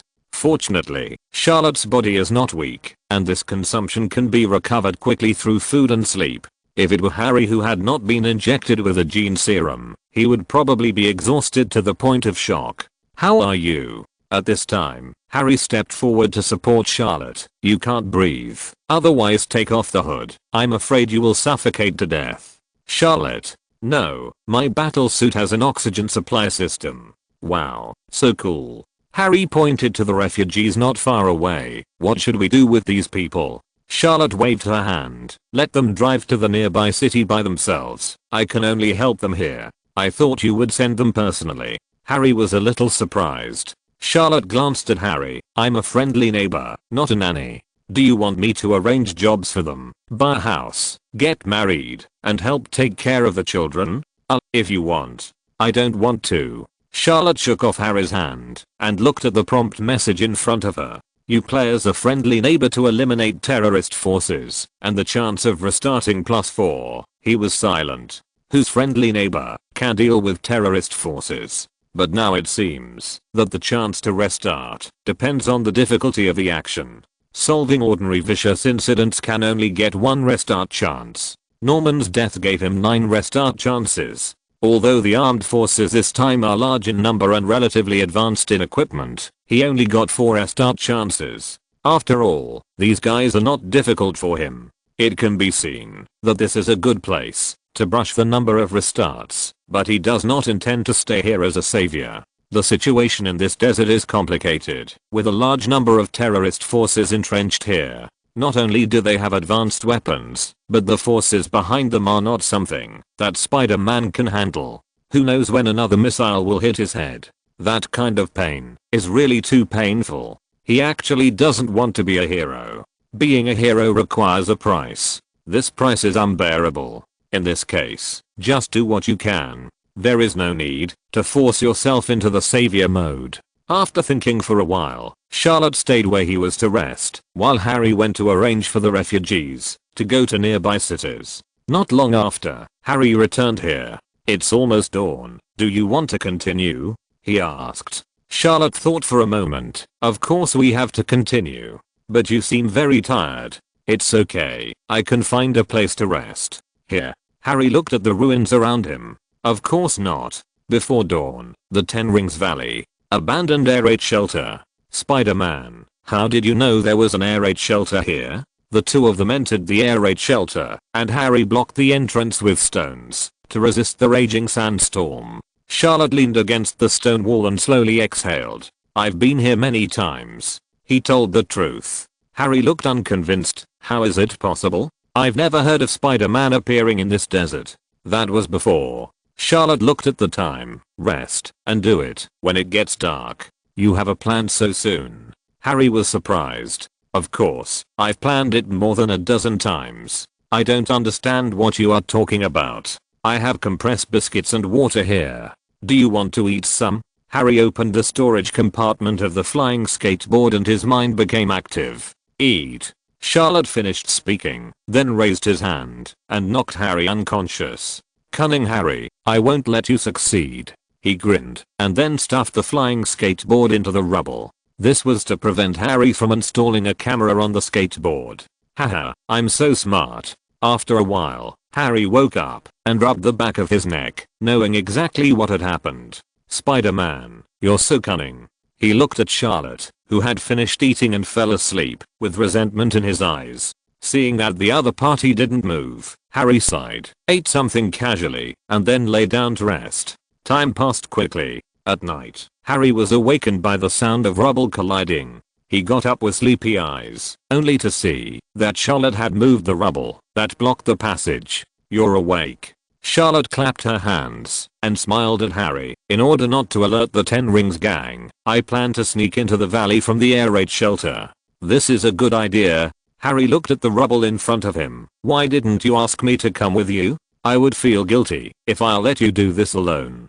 Can you move your body? Charlotte asked. Harry shook his head. No, but I can cheer for you, he said seriously. Charlotte. He took off the spider symbol on his chest, and the light shone into the deeper passage. Dig upwards and you will reach the Ten Rings camp. Okay, I'll help you this time. Harry raised his skateboard, pulled the trigger, and ejected the sharp blade to start working. Wait, you can't dig there. Charlotte quickly grabbed Harry. Harry was puzzled. Why not? There's a manure pit above. Harry, how do you know? This is my superpower. Harry was shocked. Your superpower can sense shit? Shut up. You're the second guy to insult my superpower. Charlotte's face darkened. He activated the venom mode and walked into the passage. The black spider spear behind him extended out and quickly chiseled the stone wall. Harry hurriedly followed and continued to ask, who was the first one? A dead old man. No, Spider-Man, you can't insult an old man. I didn't scold him. He's really dead. Not long after, the Ten Rings camp, behind the ammunition depot. The two quietly crawled out of the cave, and Charlotte pointed to the ammunition depot in front of them. You light the ammunition depot later, and I'll go to the cave to find Tony, while the chaos is going on. Do you know Tony's exact location? Harry's eyes became more and more strange. He suspected that Tony was kidnapped by this guy. Otherwise, there was no explanation at all. Wouldn't this chapter be a bit watery? Chapter 36 Elegant. Too elegant. This is my superpower. Do I look stupid? Harry looked at Charlotte. Let's act together, or you go to ignite the ammunition depot and I'll go to the cave. Don't friends have any trust in each other? Someone reminded me to be vigilant about friends I just met. Which bastard said that? My friend, Charlotte. Charlotte. Okay, you go over there and wait. Do you see the stone behind the wooden shed? Go and hide there. He pointed to the stone not far away and said, you won't be hurt by mistake if you hide there.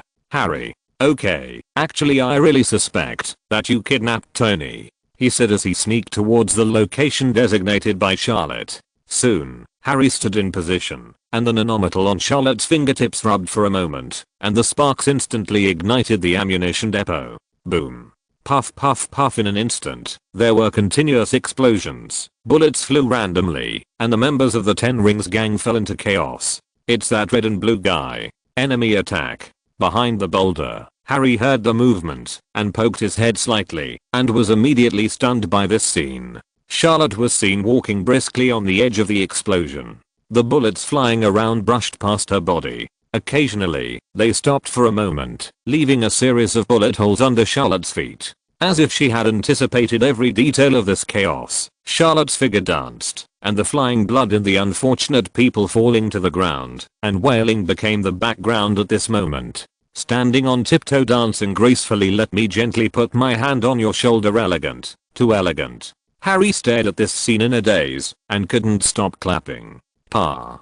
The next moment, Charlotte raised his hand and patted Harry on the shoulder. What are you doing? Let's go. As he said that, he rushed into the cave. Wait for me. Harry came to his senses and hurriedly followed. As soon as the two rushed into the cave, they ran into a group of members of the Ten Rings who were armed to the teeth. Who are you? Our own people. Charlotte swung his hand and shot spider silk all over the sky. Under the spider silk that burst out, he immediately threw everyone out of the cave with great force. Which way should I go at the fork in the road? Harry asked. Left. Charlotte rushed into the passage quickly, easily dealing with the armed enemies along the way. In just 3 minutes, he arrived at the iron gate at the end of the passage. Let me do this. But Harry hurried forward and planned to blow it up with explosives. No, it has to be this way. Charlotte stretched out his hand to stop Harry, then took 3 steps to the left. Well, this way there will definitely be no accidental injuries. He nodded with satisfaction. After speaking, he kicked hard. Bang. With a loud bang, the iron gate collapsed, raising a cloud of dust. Before Charlotte could finish this wave, a cold light flashed in the dim light. Something's wrong. Charlotte's heart was shocked by the warning of the spider sense, and then he threw Harry behind him without hesitation. Zizzy the next second, sparks flew, and the steel claws barely passed the nanometal on Charlotte's waist, and then the stone wall shook violently, and some gravel slid down from the ceiling of the passage. After narrowly avoiding the sneak attack, Charlotte looked back, and saw the cold-eyed man in black slowly pulling his right arm out of the stone wall. Caca, the man clenched his fist slightly, and the gravel in his palm turned into powder in an instant, showing the terrible power of his strength. Be careful, it's a metal arm. Harry, who fell to the ground in a mess, hurriedly reminded. At this time, Charlotte noticed the metallic luster under the man's torn sleeves. Winter Soldier, he instantly thought of Steve's good friend. But upon closer inspection, the man's steel arm was slightly hideous, and the 5 fingers were extremely sharp, not like Bucky's left-hand unicorn arm at all. But the dullness and indifference in his eyes were exactly the same as when Bucky first appeared. Hydra Cyborg. Charlotte suddenly remembered the rainy night when Norman died. Before he could think about it, the man came again, and Charlotte's heart was shocked, and he shot Spider Silk backhand to lock behind him. Puff bang. Under the drag of the Spider Silk, the sneak attack from behind crashed into the man. Dang. The sound of metal clashing rang out, and 2 figures entangled and rolled in front of Harry. Kill. Immediately, the 2 men found Harry, and killed each other without hesitation. Shit. The opponent was fierce, and Harry's face changed. He cursed Spider-Man in his heart, and rushed out of the cave on the flying skateboard. Without the pumpkin bomb, he could not be the opponent of these 2 cyborgs. On the other side, a curse came from the cave. Idiot, get rid of this guy first. The voice came from the cave, and the 2 cyborgs paused, and then turned around, and killed Charlotte without hesitation. Bang. In an instant, the wind in the cave was fierce, and 2 steel fists whistled, with enough power to blast through the wall, and vowed to kill Spider-Man who was in the way. Bang. The next second, the 2 terrible fists were firmly grasped by Charlotte's palms, and the scene was somewhat unexpected. What? Seeing that the opponent easily resisted their attack, the cold eyes of the 2 cyborgs finally changed. They were stunned, not understanding what went wrong. Charlotte was also surprised. These 2 guys didn't seem as strong as they looked. As if to verify his conjecture, as his arm muscles expanded, the 2 steel fists were slowly bent to one side by this huge force. Kakaka, there were constant strange sounds, and the mechanical parts inside the steel fists were running fast, but under the suppression of this huge force, they could only make mechanical friction sounds that were overwhelmed, and soon sparks flashed. Bang. As Charlotte's arms burst out with great force, the 2 iron fists were quickly twisted into metal twists when they collided. Seeing the 2 cyborgs struggling hard, Charlotte fired Spider Silk to bind them, and then violently pulled off a metal arm to examine it carefully. That's right, it was the steel claw that killed Norman that day. He narrowed his eyes slightly, and noticed too many things wrong. The mysterious man who killed Norman could easily break through the defense of the Green Goblin armor, and his strength was obviously stronger. The 2 cyborgs in front of him were just minions. But why did I meet them here? What does this have to do with Tony? Thinking for a moment, Charlotte suddenly tilted his head. Bang. The bullet passed by his ear, and Charlotte turned around, and held the muzzle of the gun. Kaka, the pistol twisted extremely in his hand, and then he looked at a familiar face. Drive Ethan? Charlotte frowned at the horrified Dr. Ethan in front of him. Ethan at this moment was completely different from the imagined Iron Man guide. Spider-Man, you are not dead yet. Although his face was horrified, the ferocity in his eyes was not concealed. While threatening, he threw down the pistol and ran to the simple operating table behind him. You can't save this arms dealer, ha ha ha. Ethan laughed and wanted to turn off the power switch, but he was locked by an inconspicuous Spider Silk on the back of his neck, and he couldn't move forward at all. Damn Spider-Man, let me go. Ethan struggled, and Charlotte found a red skull tattoo on the back of his neck that looked like an octopus. It was indeed Hydra. Charlotte complained in his heart that the differences in the Marvel multiverse greatly restricted the performance of the Travises. There are too many evil characters, and the god's perspective has been weakened to the extreme.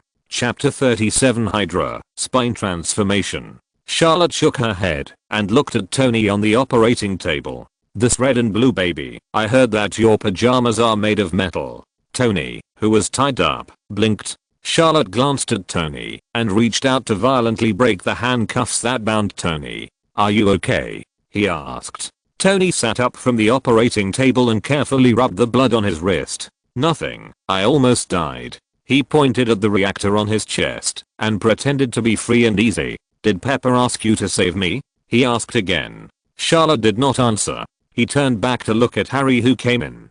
"He looks fine. Let's leave here first." "Okay." After a brief introduction, Harry took Tony on the flying skateboard.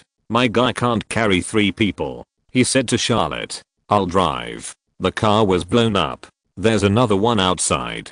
"Okay, I believe in your superpowers," Harry said and flew out of the hole. Charlotte glanced at Ethan, who was struggling, and then found the silver suitcase on the table. This thing, seeing Ethan suddenly become nervous, Charlotte grinned, picked up the other party in the suitcase, and ran out of the cave. Not long after, in the desert under the night, the off-road vehicle rolled up the dust and roared. "Can you tell me your conditions? How much money does Pepper agree to give you?" Tony, who was in the co-pilot, closed his eyes and dozed off, and then said, 100 million, or 10, well, actually it doesn't matter to me. He rubbed his eyebrows, looking tired. "Call Pepper and she will send someone to pick me up." Harry controlled the steering wheel. "I have already informed her." "Happy cooperation, Mr. Stark." He stretched out a hand and smiled. "Cooperation?" Tony looked puzzled. He didn't have the habit of shaking hands. "Yes, I agree to save you. The condition is that Stark is willing to subsidize the Osborn Group." "Oh, I remember. You are Norman's son."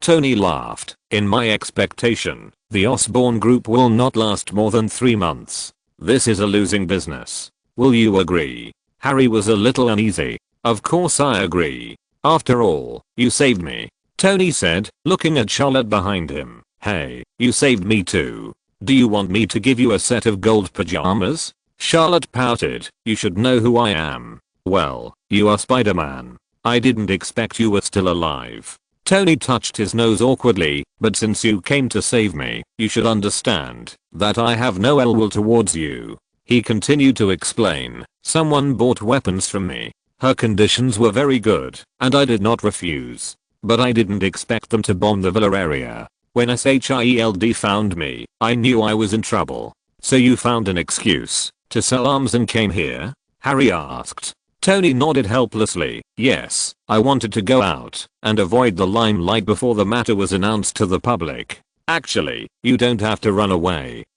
SHIELD doesn't have any evidence," Charlotte said. Tony smiled. "Indeed, but who can blame me for the coincidence of my company's weapons killing the popular idol Spider-Man, which put me in an unimaginable whirlpool of public opinion. I realized that this was a conspiracy against me and Spider-Man. I couldn't show up, and I couldn't guess what they were going to do next." Ethan, who had been silent all the time, said, "Now you can guess it." Tony looked back at Ethan and said sarcastically, "Yes, I guessed it. You caught me easily in this ghost place and wanted to transform my body. But I survived, and you must regret not killing me immediately." Ethan sneered and then kept silent. Charlotte was puzzled. "Body transformation? Do you want to replace your metal arm?" "No, it's to replace my spine." "Spine?" Charlotte thought for a while, and then opened the silver suitcase under Ethan's nervous gaze, and saw a black spine emitting a faint light. "That's it." Tony was still frightened. Charlotte looked at Ethan. "Okay, I know you won't tell me." He reached out to touch the black spine, only to feel a cold breath flowing into his palm through the nanometal. He quickly pulled his hand away, and did not continue to study it. "It looks like a snake bone." He closed the suitcase and continued to question Tony. "You haven't told me who bought the weapon from you?" Tony took a deep breath. "It was a woman. A perfect woman. That night was really unforgettable. Her conditions were very good. I mean she herself, not the conditions she offered." Harry's cheek twitched slightly, and he finally reacted. Tony shrugged. "Yes, you know I'm not interested in money. I like beautiful things." Charlotte held her forehead. "You must not know her true identity." "Yes, I was attracted to her the first time I saw her, like a fire in winter. No need to describe your psychological activities." Charlotte interrupted Tony and continued, "I want to know who wants to kill me. Is there any way to get more clues?" Tony shook his head. No way for now, but I guess they killed you just by the way. The real purpose is me. Maybe they want my company to provide them with a large number of weapons. It shouldn't be that simple. Charlotte patted the suitcase. This thing is the key. At this point, Ethan's body stiffened slightly, which made Charlotte more certain. As long as he brought this thing with him, the person behind the scenes would definitely appear again. They didn't expect Tony to be rescued so quickly and lose a strange spine. By the way, Norman's wound was caused by a claw weapon. You can compare this arm. He handed the metal arm he took away to Harry. Harry's hands on the steering wheel tightened. If these guys really did it, I'll make them pay. He gritted his teeth and took over the metal arm. Humph, you can't do it. Ethan sneered. So it was really you who did it. Harry stepped on the brakes and turned back to glare at Ethan. Ethan's smile faded. So what? Your father can only listen to us obediently. What can you do? He looked disdainful. Hearing this, Harry was furious and attacked. I'll kill you. Don't be impulsive. This guy's purpose is to provoke you. Charlotte stopped Harry and then said to Ethan, you want Harry to kill you, because if they do it, you will die more miserably, right? Ethan's face changed and he gritted his teeth and said, yes, I admit it, but I don't regret it. He glared at Tony's back. Stark destroyed everything for me. He is an arms dealer with blood on his hands. Do you know how many people die under Stark's weapons every year? Among them are my wife and daughter. They are so kind and innocent, but Stark killed them and destroyed my family for wealth. I must avenge him at all costs. And you, Spider-Man, you help a demon with blood on his hands. What kind of hero are you? You don't deserve it. Ethan suddenly became excited. He kept struggling, and Charlotte made up new spider silk. But I'm also innocent. You don't know that for a poor little spider. It really hurts to have such a big missile hit. Charlotte muttered, and Tony frowned. Stark weapons are only supplied to the military. As for what they are used for, it is not something I can decide at all. Stark Industries was born during the war period of the last century, and the weapons it supplied were used on the world battlefield. In that dark era, Stark weapons were the key to winning and protecting the people. No one would think that there was anything wrong with Stark Industries making weapons. But as the times changed, the people who used Stark weapons also changed batch after batch. This was one of the reasons for the tragedy. After experiencing this incident, Tony could not help but begin to examine himself and the entire Stark Industries. Chapter 38 Spider-Man Must Die. At night, the group passed through a desert town in ruins. The refugees had already left. I'm tired, Tony suddenly said. Harry drove the off-road vehicle into the ruins. I don't think it's time to rest now. The Ten Rings gang is not capable of chasing us, but Ethan's accomplices can do it, he suggested. Tony glanced at the ruins around him, and then pointed at Charlotte who was sleeping soundly in the back seat. What about him? Harry. It's normal for him to be tired. I just escaped. It's normal to be tired. You can sleep in the car. My sleep quality is not good, Tony said, and then borrowed Harry's watch to check the time. My people are coming soon. Don't worry about those guys. Hearing this, Harry subconsciously braked. So fast? He was a little surprised. It takes at least 10 hours to get from New York to here, and it's only 3 hours now. Tony got out of the car and stretched. I have friends here. Harry suddenly realized, so that's the case. Well, are your friends reliable? He got out of the car and locked Ethan in the car, then found a relatively intact step to sit down. Would you like to eat something? I have some compressed biscuits here. I don't usually eat these things, but I'll give you a favor today. Tony took the biscuit thrown to him and stuffed it into his mouth to chew. It's a bit dry. Give me some water. I finished my water. Tony. He suspected that this guy did it on purpose. I still have some here. At this time, Charlotte, who had woken up, threw the remaining half bottle of water to Tony. Thank you. Tony raised the bottle and drank the water, then relaxed and collapsed on the ground. Much more comfortable, he said with a satisfied look on his face. Harry was curious. It seems that we have finished our water a long time ago. Where did you get this bottle of water? Charlotte patted her nano suit proudly. My suit is equipped with a urine filtration system. What? Tony was stunned. So what did you give me to drink? Charlotte smiled and comforted. It's okay. Just treat it as sterilized purified water. You can't taste it anyway. Why did you vomit? It's such a waste. Wait. I will use the suit to filter your vomit so that it won't be wasted. You are so rude. What's that look in your eyes? I gave you water out of kindness, but you don't appreciate it. Okay, I was wrong. I shouldn't tell you this. Why don't I knock you out? If you are lucky, you will definitely lose your memory. This is how it's played in the movies under Charlotte's concern. Tony turned his back silently, not wanting to pay attention to this annoying guy. Boom! Not long after, the roar of propellers came from far away, and a helicopter quickly attacked from the night sky. The searchlight swept the SUV, and then a strong wind blew up, and a black helicopter slowly descended on the ruins. The propellers rolled up the wind and sand, and Tony stood up and waved to the cab. My friend is here. He breathed a sigh of relief. On the roof of the car, Charlotte frowned when he saw this. It's a transport helicopter, but there are only a few of us. Harry picked up his flying skateboard. Maybe it's the armed personnel accompanying us. After all, we haven't left this damn place yet, and we need bodyguards, he guessed. As soon as the voice fell, Charlotte's heart was shocked, and the increasingly reliable spider sense suddenly warned. Get out of the way. In an instant, he jumped and threw Harry, who was closest to him, and then the SUV behind him exploded. Boom. The fire raged in the town again, and the violent heat wave blew Tony away, and then the cabin was opened, and a large number of armed personnel poured out, rushing towards the three people. Oh no, it's the enemy. Harry got up from the ruins, and rushed to Tony's direction.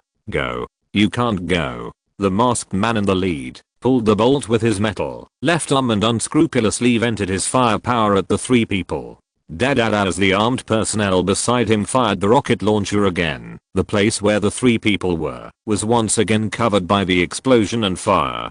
Boom. The masked man looked at the fire and frowned. They escaped. Chase them. Yes. In an instant, dozens of armed personnel dispersed to find the traces of Charlotte and others. In a corner of the ruins not far away, Charlotte looked at the wound on Tony's shoulder caused by the fragments, raised his hand and shot spider silk to block the wound. Mr. Stark, is this your friend? He teased. Tony was sweating profusely. Before he could speak, Harry, who was still frightened, said, now is not the time to discuss this. Ethan is still in the car. He is dead. Tony gritted his teeth, and a trace of anger appeared in his eyes. Ethan's tragedy was indirectly caused by him. In fact, he did not hate him, and he had never thought of killing Ethan. He even wanted to help Ethan regain the courage to survive. He felt that he had this responsibility. But now, it was too late. Harry leaned out slightly to observe, then retracted his body. They are coming soon. He leaned against the wall. Charlotte quickly replaced the spider silk launcher. I will go out to distract them. You take Tony first. My flying skateboard is out of power. It can only fly for 3 minutes at most. Harry was helpless. Where is the spare battery? I have changed it a long time ago. Use mine. Tony pointed to the reactor on his chest and said, give me the spare battery. 3 minutes is enough to charge it. Will this thing work? Looking at the glowing body on Tony's chest, Harry was very skeptical. Of course. Tony promised. Okay, I believe you this time. The two were still hesitating, but Charlotte had already sneaked into the nearby ruins. Hey, your good neighbor Spider-Man is here. While flying, Charlotte spoke to attract the attention of the surrounding armed personnel. Gunfire was rampant. Charlotte jumped up and hid behind the wall and fired spider silk with his backhand. Puff. The explosive spider silk mode was activated, and the spider silk in the sky locked the people in front. Come here. As Charlotte dragged vigorously, the gunfire stopped abruptly, and everyone rushed forward passively. Almost at the same time, the spider sense warned again. In an instant, Charlotte turned over and retreated without hesitation. Boom. The next moment, the people who rushed over waved their fists and bombarded the ruins where Charlotte was just now, and a series of gravel explosions resounded through the night sky. Looking back, I suddenly saw that the sleeves of these people burst open, revealing all metal arms. No way, this is the Winter Soldier wholesale market? Charlotte's eyes flashed, and he rushed into the ruins without hesitation. On the other side, the masked man in the lead glanced at the green tail flame that passed over his head and had no intention of chasing. He stepped to the side of the burning off-road vehicle, and the metal arm shook violently, and the flames in the sky immediately dispersed as the wreckage of the car body decomposed. He kicked Ethan's charred body away with his leg, and he bent down to pick up the hot suitcase, unmoved. Opening the suitcase, the black spine came into view. Seeing this, the masked man nodded slightly. His goal is this. But Spider-Man must die too. Thanks to the black cat in the rain for the 500 points reward. Happy. Chapter 39. This game collapses again. He turned to look at the fleeing red and blue figures, and with a wave of his hand, dozens of cyborgs dispersed and surrounded the ruins. Boom. At this moment, these cyborgs completely gave up using hot weapons. They used their metal arms to violently bombard the ruins, and the debris flew wherever they passed, trampling the ruins along the way. In this way, Charlotte completely lost the terrain advantage. On the armored vehicle in the street ruins, Charlotte half crouched on the roof of the car, looking around at the cyborgs approaching quickly. About 30 cyborgs were a bit troublesome for him, and the masked man not far away gave him an extremely dangerous feeling. Before, he might have accepted his fate, but this time, he will not die. Immediately, at the moment when a group of cyborgs came to kill, Charlotte's eyes turned bloodshot, and the red and blue on his body quickly squirmed and turned into ink-like black. Venom mode activated. The pale spider web embellished the black battlesuit, and 4 black spider spears swept in turn. Bang bang bang. In an instant, the cyborg who rushed first was violently whipped by the spider spears and fell to the ground. In the next moment, 3 more cyborgs climbed onto the armored vehicle. They flickered their 5 fingers and swore to tear Charlotte's body into pieces. In an instant, Charlotte leaped to avoid the claw attack. The moment he landed, the black spider spear behind him flew and shot, and the 3 cyborgs fell headfirst from the armored vehicle, and blood plasma spurted out of their heads. This scene did not make the cyborgs feel any fear.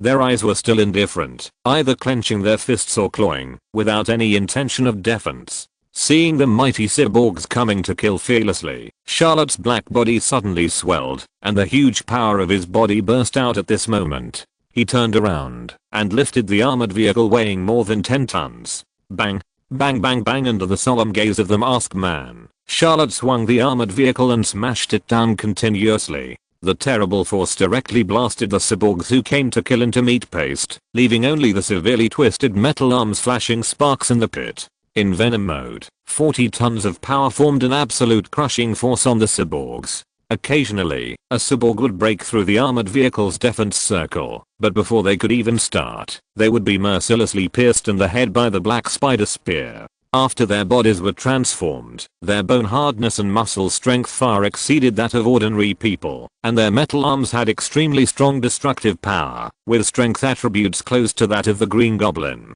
This was something that had to be admired by Hydra's transformation technology. But they were now facing Charlotte, who was red-eyed with killing, and the advantage in numbers was simply not enough to make up for the gap in strength between the two sides. Boom. The armored vehicles smashed one after another, and the ruins shook violently. The scene was once chaotic, and soon only scattered cyborgs were left collapsing on the ground. They were lingering on, and their smashed half-bodies were deeply trapped in the rubble, and they could not live long. As the armored vehicle, which had turned into scrap metal, fell into the ruins, Charlotte's chest rose and fell, and he gasped. His steps staggered slightly, and the red in his eyes became flickering. After turning on the Venom mode 3 times in 2 days, his body needed a lot of food and enough sleep. While the Venom mode could still last for a while, Charlotte locked his eyes on the masked man not far away. He swept across the other's metal arm, and saw the other's 5 fingers quietly ejecting claws. He took a deep breath, and recalled the scene of Norman's death again. Could it be this guy? Sure enough, the next moment he heard the masked man slowly speak. Norman has already reminded you, but you still chose to continue to be Spider-Man. After this, Charlotte frowned. Sure enough, you killed him.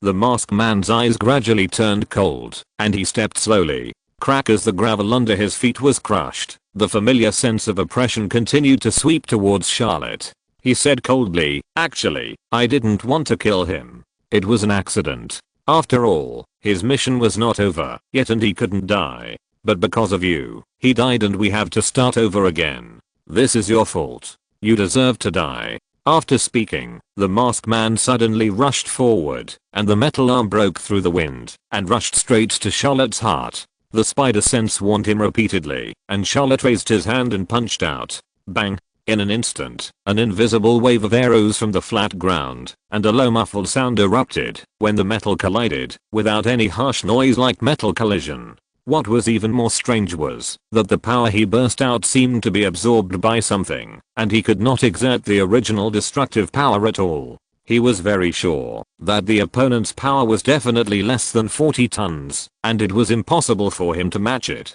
What is this? Charlotte was shocked and quickly controlled the black spider spear to stab. But before the spider spear worked, the opponent's fist sent out a raging force that directly blasted him into the ruins. Bang!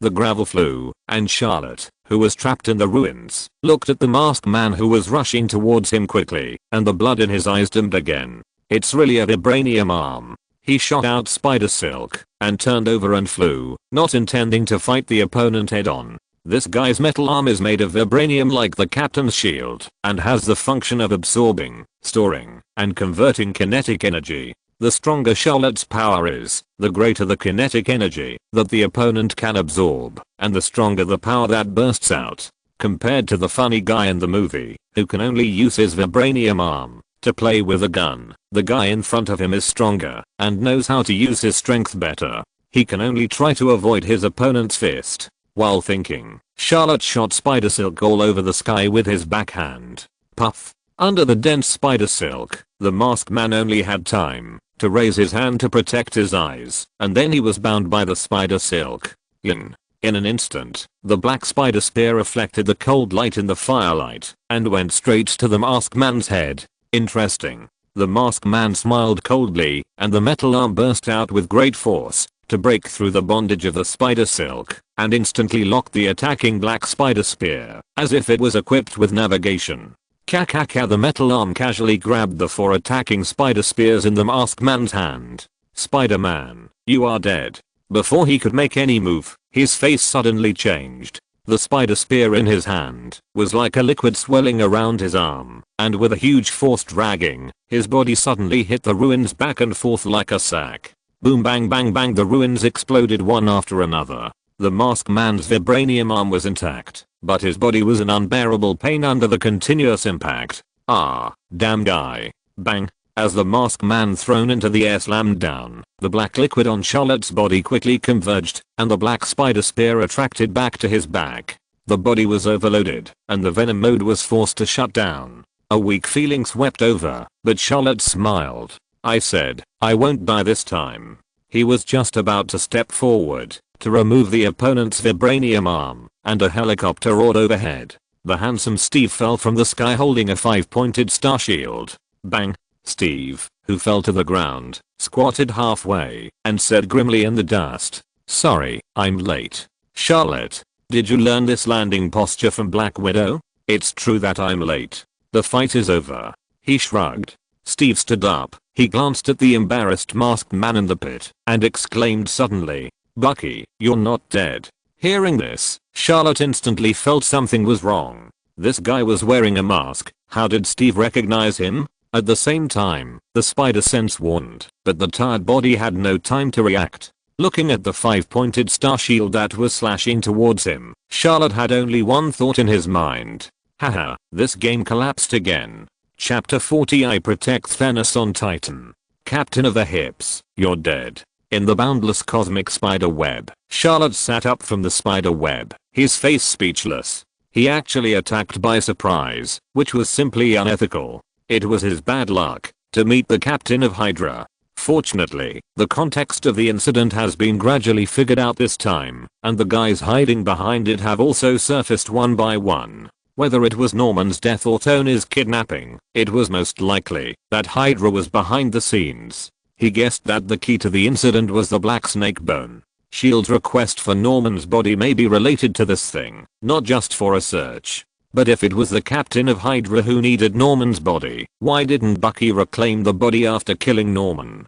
He had time to take Norman's body away. Is there such a strange snake bone in Norman's body? What is the function of that snake bone?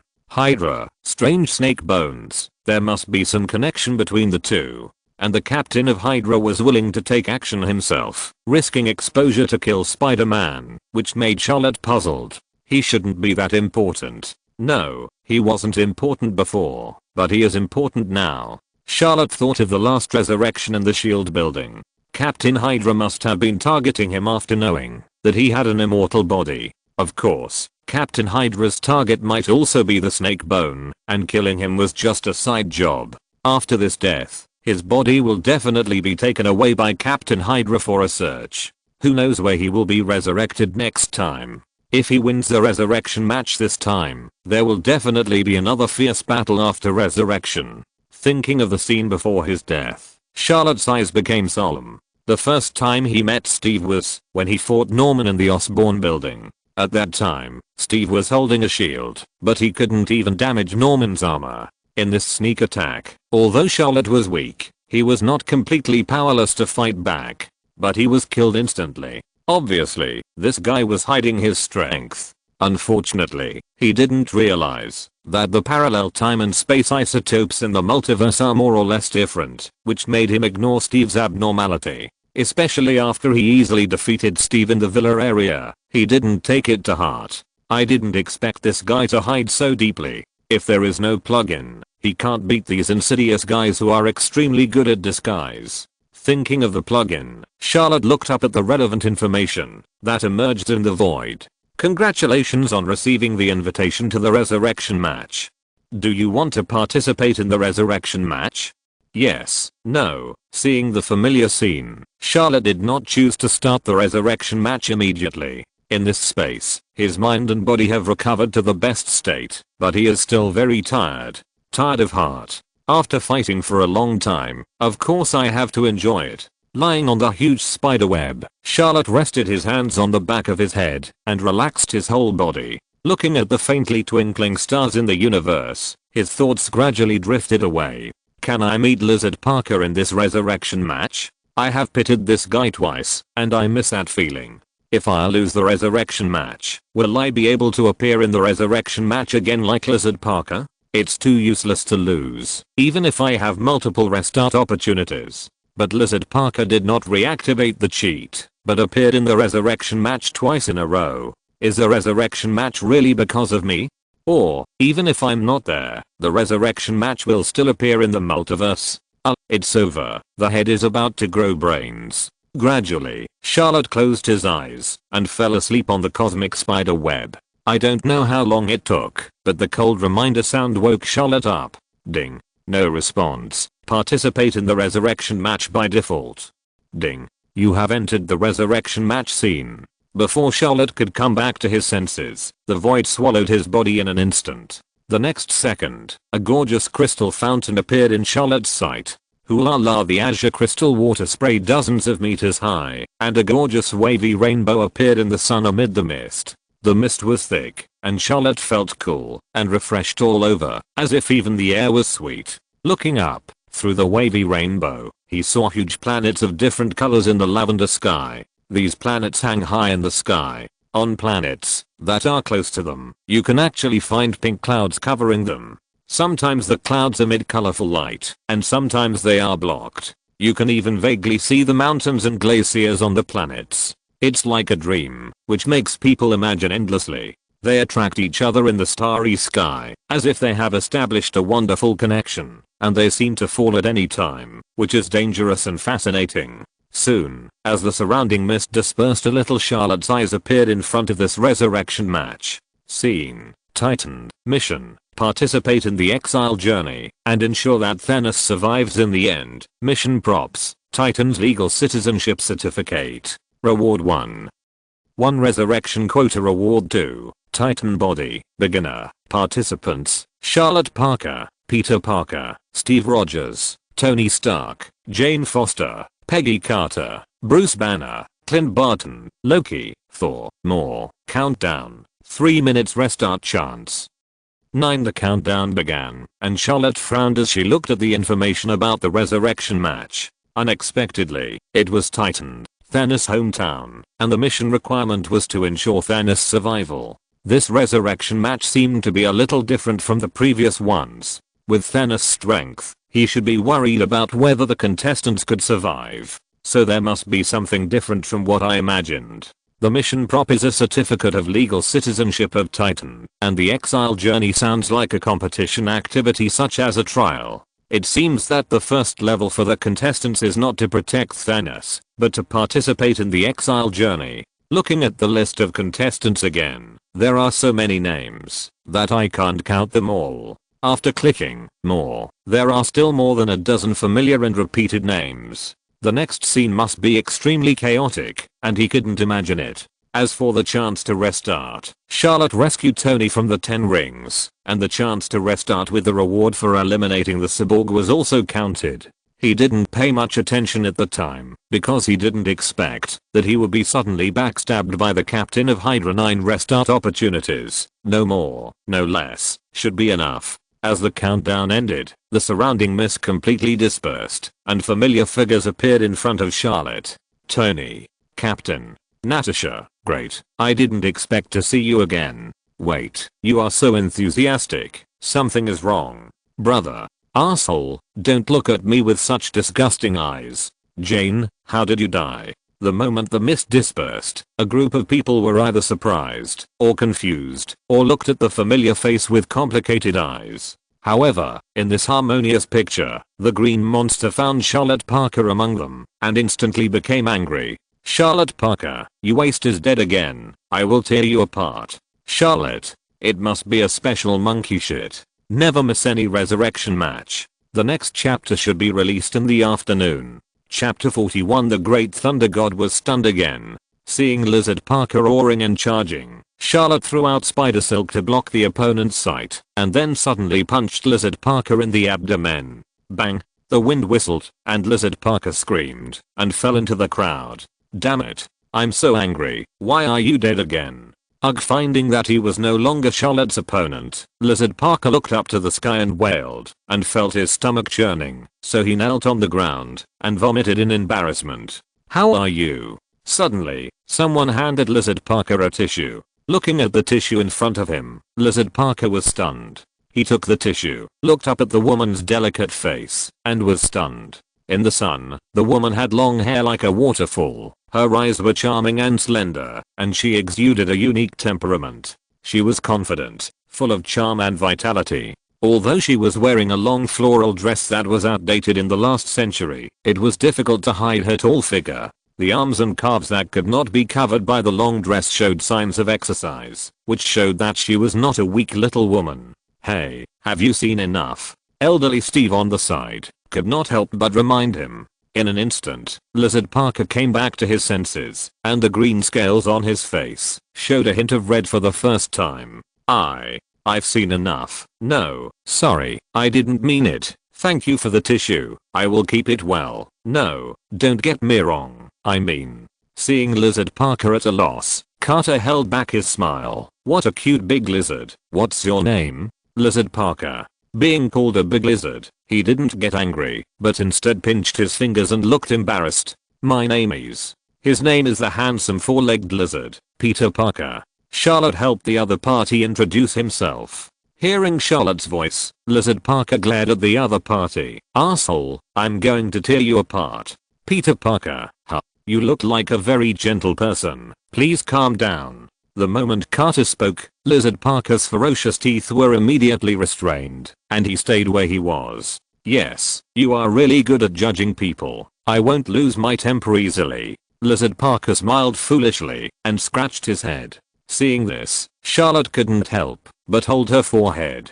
It turns out that this guy's nemesis is not Gwen, but all beautiful women. I actually thought he was a tragic character. I was wrong. The elderly Steve on the side touched his chin and began to re-examine Lizard Parker. He should have never had a girlfriend. Damn, he is so innocent. I'm beginning to feel guilty. I shouldn't have treated him like this last time. His tone was full of regret. Hearing this, Charlotte raised his eyebrows and looked at the other party. Old man, is it you? He suspected that he had recognized the wrong person and wanted to confirm it. Of course it's me. Aren't you familiar with the wrinkles on my face? No, we won last time, and you should have been resurrected. Haha, you too. Why are you still here? The elderly Steve's eyes were full of contempt. Charlotte's face was dark. If we still have a tacit understanding, then don't mention this matter. The elderly Steve shook his head. No, I want to accuse the last game. He gritted his teeth and looked at the sky. His emotions became more and more excited. Fuck, the extra reward is Peter shiver. What's the point of having such a superpower? I died of old age. You didn't even give me time to climb out of the coffin. What's the point of telling me to win the resurrection match? He pointed to the sky and complained. His old face was indignant. Charlotte couldn't help laughing until she trembled when she heard such a miserable situation. Ha ha ha, I'm dying of laughter.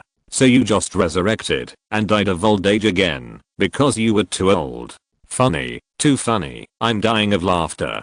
Shut up, old Steve said madly. At the same time, the steel figure not far away couldn't help laughing and coughing. Sorry, I didn't mean to, but it was too miserable, and you swore. The nano helmet shrank. Tony's face was full of smiles, but more of it was emotion and nostalgia. Old Steve turned around. He looked at the nano armor in front of him. His eyes changed slightly. You are. He was a little unbelievable, but he recovered quickly. He saw the dead Natasha last time. It's not strange to meet the Tony he knew now. Tony raised his hand and snapped his fingers. Old Popsicle, long time no see. He smiled. Hearing the familiar nickname, old Steve's face was full of sadness. I haven't heard this nickname for 70 years. Infinite Tony shrugged. Next I can let you hear enough. That's not necessary. I prefer another nickname. American Butt. You're deflated now. Sorry, I didn't take good care of it. The two chatted and told each other about their experiences. On the other side, Carter glanced at the several Stevs present. She frowned and had no intention of getting to know them. But the Stevs at the scene were very interested in her.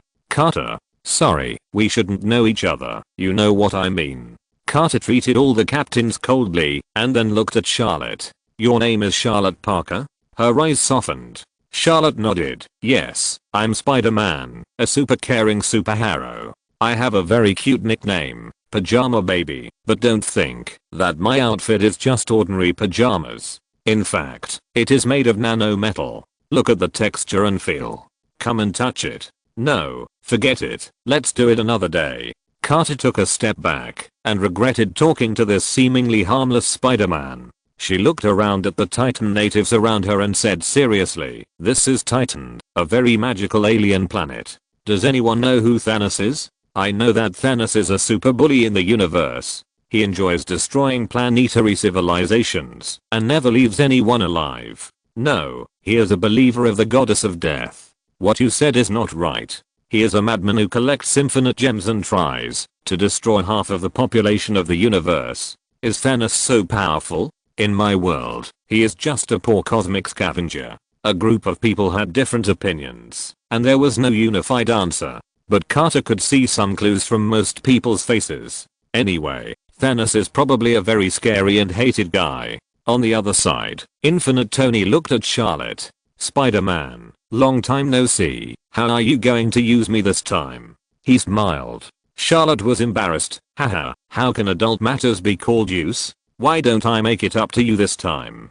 He restrained his awkward smile. This time the mission is to ensure Thanos' survival, and there is no limit on the number of people who win the resurrection match, so I think we can work together to increase the chances of winning. As soon as the voice fell, the muscular man holding a hammer in the crowd laughed. What a joke. I'm the future king of Asgard. You weak humans will only drag me down. I don't need cooperation, because I'm Thor. In an instant, he raised Thor's hammer with an arrogant look on his face, and the lavender sky suddenly condensed thunder and lightning. Boom. Thunder shot down from the sky, and the fountain exploded in an instant.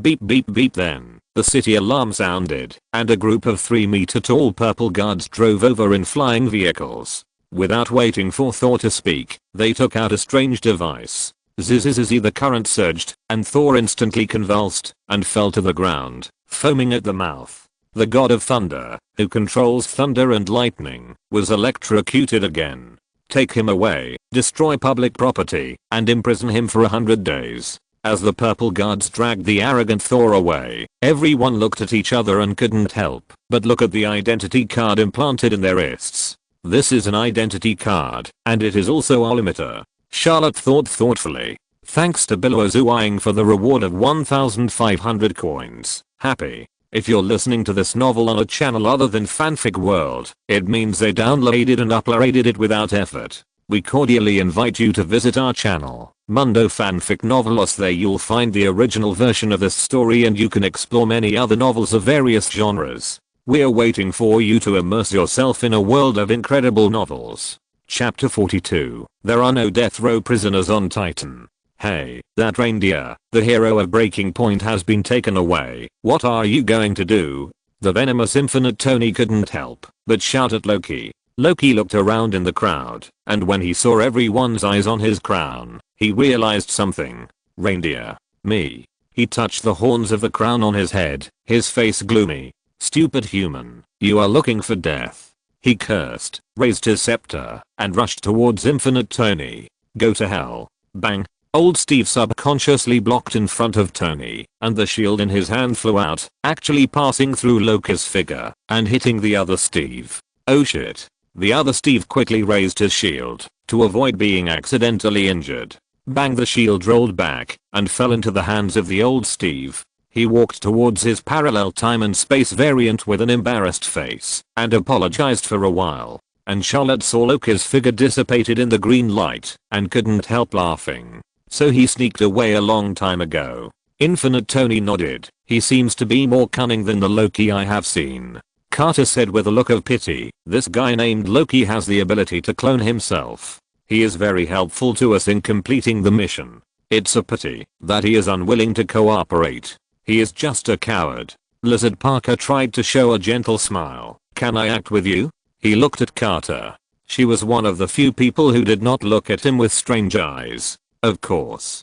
Carter stretched out his hand and smiled. I'm Peggy Carter, and I'm glad to meet you, Peter Parker. Me too. Lizard Parker stretched out his claws, but quickly retracted them behind him the next second. He was really embarrassed to be like this. This made him lower his head in inferiority. Seeing this, Carter stepped forward to comfort him. You should have been a human before. Yes, I'm not a monster. You seem to know those guys holding shields. They are called Steve. I should remember correctly. Following the direction of Lizard Parker's finger, Carter looked at several steps and shook his head slightly, with a trace of sadness in his eyes. I'd rather not know him. Sorry, I didn't mean to. It's okay.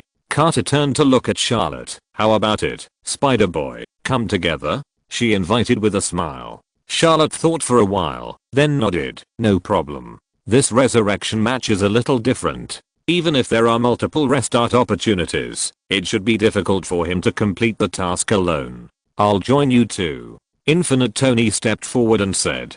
He looked at Carter's face and introduced himself. I'm Tony Stark. I've heard of you, Agent Carter. Stark. Carter raised his eyebrows. What's your relationship with Howard? He's my father. So I'm your elder. It seems to be right. Infinite Tony scratched his temple unnaturally. It turns out that the old popsicle likes this kind of strong woman. He looked around and saw that some of the contestants this time were missing. He shrugged. It seems that their cooperation target has been found, and it's not us. The same is true for me. Old Steve came to Infinite Tony and said helplessly, it's a pity that they don't plan to join us. He was referring to those steps. They are also captains, so they should be easy to talk to. Infinite Tony was puzzled. Old Steve shook his head. I feel that there is something wrong with them, as if. Never mind, I can't tell what it is. He gave up thinking. They are waiting for Agent Carter to invite them. Charlotte said it. Carter refused without hesitation. I also feel that there is something wrong with them, so forget it. Charlotte had no objection to this. The mission requires us to participate in the exile journey, so first figure out what the exile journey is. I should be able to handle this. Infinite Tony knocked on the helmet, and the virtual computer connected to the Titan Star network. Sir, the exile journey is the most cruel method used by Titan Star to punish criminals, because they don't have the death penalty here, and exile is already the most severe form of punishment. After hearing this, Charlotte understood. Everyone knows how cruel Thanos is, so he must have committed a terrible tragedy, and was exiled from Titan. If we want to participate in the exile journey, we must also become brutal criminals. Old Steve nodded. Yes, it is a bit difficult for us to become brutal criminals. He glanced at Lizard Parker. It seems that you have a high chance of participating in the exile journey without committing a crime. Lizard Parker grinned. Actually, I'm a good person. You can't tell at all. Don't judge people by their appearance. Be careful or I will tear you apart. Look, he is anxious. Asshole. Lizard Parker was very crazy. Infinite Tony stared at Charlotte with strange eyes. Everyone knows? Is there a Thanos in your world? Charlotte nodded. Of course. Thanos. Destroying your own father is a kind of filial piety and worth seeing. I can't understand your humor. Infinite Tony glanced at the ID card on his wrist and suggested, I haven't eaten barbecue for a long time. Why not try the specialty of Titan? After all, you have to eat before a fight, otherwise you will have no strength. Do we have money? Asked old Steve. Charlotte spread her hands. Friends who have been Spider-Man know that Spider-Man is very poor and has no pockets. The Peter I know is also very poor. Infinite Tony raised his hand, and the nanometal in his palm squirmed and turned into an electromagnetic pulse gun. I plan to sell this thing. It should be able to exchange for some money. Charlotte's eyes lit up, and she gave a thumbs up and said, good idea. Old Steve raised his shield with a proud face, but I think my shield is more valuable. Oh, old Popsicle, you are so smart. Vibranium is a very rare metal in the universe. It will definitely allow us to achieve financial freedom on Titan. I think so too. And me, I'm strong. I will definitely make more money if I go to work. Lizard Parker unconsciously participated in the three people's money making plan. Charlotte waved her hand. No, I think you should go to the zoo to perform. The treatment is very good. I don't want to. You loser should go to that building to clean the windows. Behind her, Carter saw that several people were chatting and walking towards the roadside restaurant, and her face was full of helplessness. If she had known that these guys were so unreliable, she would not have cooperated with them. But now she looked around at the contestants, who had already left. It was too late to regret, and she could only go all the way. Soon, everyone came to a forest restaurant full of the breath of nature. The appearance of humans did not attract the surprised eyes of passers-by, because on Titan, in addition to the native Titans, there are many alien creatures from all over the universe. Humans are aliens in their eyes, and their harmless appearance is also very popular with the Titans. But soon, as humans appeared in the city news, Charlotte and others, who were harmless in the eyes of the Titans, instantly became demons. The latest report, a group of despicable alien creatures appeared near the Star Castle. They killed local residents in the most cruel way. The Titan Guard has quickly rushed to the scene. Hearing the news broadcast, Charlotte and others' faces changed slightly. So soon, they took action. Is it Loki who killed people? No, it's the Avengers. There are too many variants in the multiverse, so the names will have prefixes, which should not affect reading. Chapter 43 Human Ferocity. Boom motorcycles sped through the mountain village outside the Star Castle, raising dust everywhere. Pentagram shields flew out from time to time, attacking the natives of the village wantonly. Beep beep, the surveillance device above the village kept sounding alarms, and Steve looked excited. Friends, they have found us. Come on, kill them, and we will definitely be able to participate in the exile journey. Without waiting for his teammates to answer, he introduced himself to the surveillance device, while ruthlessly slaughtering the villagers. Welcome to the Free America, the Peace Everyday column. Soldier boys, me, I'm Captain America. Let's see where the hardest hit area is today. Oh, it's your home, lucky guys. He drove the motorcycle and crashed into the wooden house. Thanos, I love you. He screamed excitedly. Boom. The wooden house collapsed and instantly submerged the villagers inside. Boom, the next moment, alloy arrows fell from the sky. The village exploded continuously, and soon a raging fire ignited. Clint Barton ignored the villagers' cries and continued to shoot the explosive arrows in his hand with a cold look, taking away fresh lives every time. Hawkeye, do you have any skills in killing people? Natasha, who was passing by, shot every fleeing villager with double guns, with envy in her eyes. The more people you kill, the greater the chance of participating in the exile journey. Barton's mouth corners slightly raised. The captain taught me to kill the elderly and children first. Oh, great. The brains are flying out. Natasha affirmed. On the other side, as Bruce Banner roared, the Hulk he transformed into raised his feet to crush the villagers' bodies, staring at the distance with red eyes. It's the elderly and children. Let me kill them first. He roared and turned into a bulldozer to rush all the way, leaving no intact corpse wherever he passed. Well done, Hulk. Don't leave any alive. Steve rushed past, and the shield cut the flesh and blood of the villagers, and the scene was very bloody. Are you a sissy, Natasha? You are too inefficient. He mocked loudly. Captain, I want to tell you what the hell. At the entrance of the village, Loki was stunned by the scene. They are even more evil than me. No, I don't want to lose to them. He rushed to the village, and was stopped by Hulk the next moment. Roar. Hulk roared. I warn you, this is our territory. Loki wiped the spit on his face and sneered. You fakes, I will let you. No. Without waiting for him to say anything, Hulk grabbed Loki's legs and swung them left and right. Bang bang bang. In just a few seconds, the embarrassed Loki lay in the pit, his eyes staring at the blood-stained sky, tears quietly sliding across his eyes. Oh, this is God. Hulk turned around disdainfully, his tone full of ridicule. Soon, the Titan Guard arrived at the scene, and the Avengers had no intention of escaping. Seeing the corpses everywhere, the guards could hardly imagine how cruel these criminals were, so they turned on the control device without hesitation. Zizzy. The current surged, and Steve and others twitched, and fell to the ground. Loki, foaming at the mouth. The live broadcast stopped abruptly, and everyone in the restaurant secretly glanced in Charlotte's direction with fearful eyes. They look alike. Are they of the same race? What a terrible alien race, so cruel. Go away, stay away from them. Don't look at him, lower your head. They will kill us. The atmosphere in the restaurant dropped to freezing point, and Charlotte frowned. In order to participate in the exile journey, they actually attacked ordinary people on Titan. Ordinary Titans actually don't have much power, and they have no power to resist the massacre of the Avengers. Infinite Tony's face was ugly, and the water cup in his hand was crushed, which scared everyone at the scene.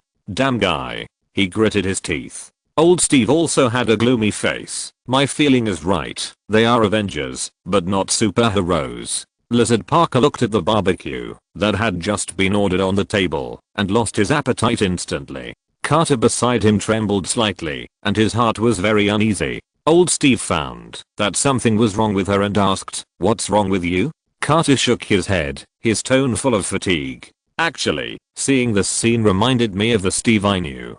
I trusted him and let him participate in the super soldier experiment, but his ambition was beyond my imagination. He killed me and controlled the resources in my hands. Now he may have become the leader of Hydra. Thinking of the painful memories, she couldn't help but clench her fists, closed her eyes and quickly adjusted her state, still without showing any weakness. So you don't like to contact those steps, I understand. Old Steve suddenly realized. When it comes to the captain of Hydra, Charlotte's heart moved. Agent Carter, I want to ask, is the captain of Hydra very strong?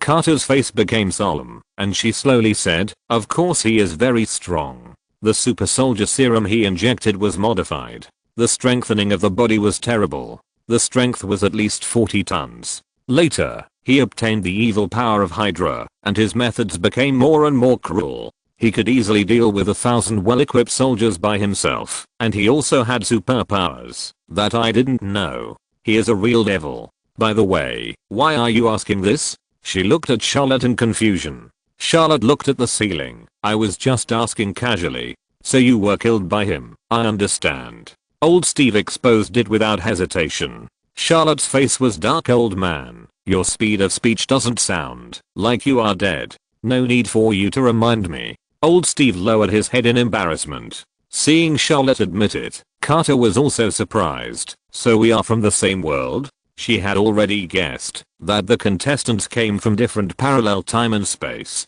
Not only her, all the contestants could think of this at the first time, and they could also quickly adapt to the rhythm of the resurrection game. After all, their understanding of the world, adaptability, and ability to receive information are far higher than ordinary people. Charlotte did not deny Carter's question, but she was not sure. However, as long as they win the resurrection match, if Carter can be resurrected together, then everything will be revealed. Soon, the news broadcast came again with relevant news. The latest news is that all 393 people in Orphe village have been confirmed dead. There are 5 murderers in total. They have been sentenced to life imprisonment and cannot be commuted. The court on Titan is very efficient. The person has been sentenced as soon as he was caught. Charlotte nodded. Infinite Tony suppressed his anger and said, "Such a crime cannot participate in the exile journey. It seems that we are in more trouble." Yes. Carter sighed. We can't do it like them, and it's hard to imagine what bad things Thanos exiled by Titan has done. Charlotte touched his chin. If we can't do bad things, then let them think that we did it. Lizard Parker, who had been hesitating whether to eat barbecue, suddenly looked up and grinned. I have experience in this. Please read, vote, and reward. Chapter 44 Thanos will only kill half of the population.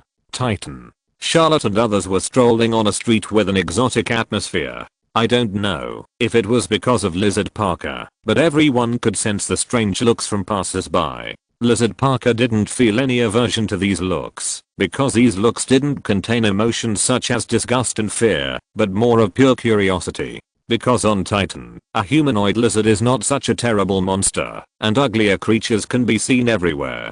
This made him gradually relax. Surrounded by high-rise buildings, Charlotte looked up at the various geometric buildings here, and he was really itchy. You look like you want to do something?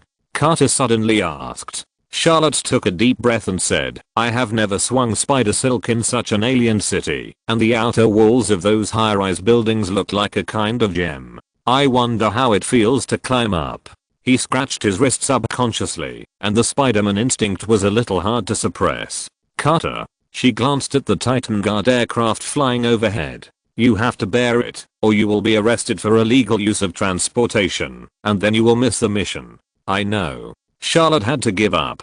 He looked around the shops on the street. The shop signs were decorated with colorful lights. The aesthetics were not much different from that of the people on Earth, but the various commodities in them were novelties that he had never seen before. What is this? Finally, he stopped in front of the transparent window and looked at the irregular crystal stones inside with curiosity. This is the heart of the stone man. Wearing it can reduce the probability of a heart attack.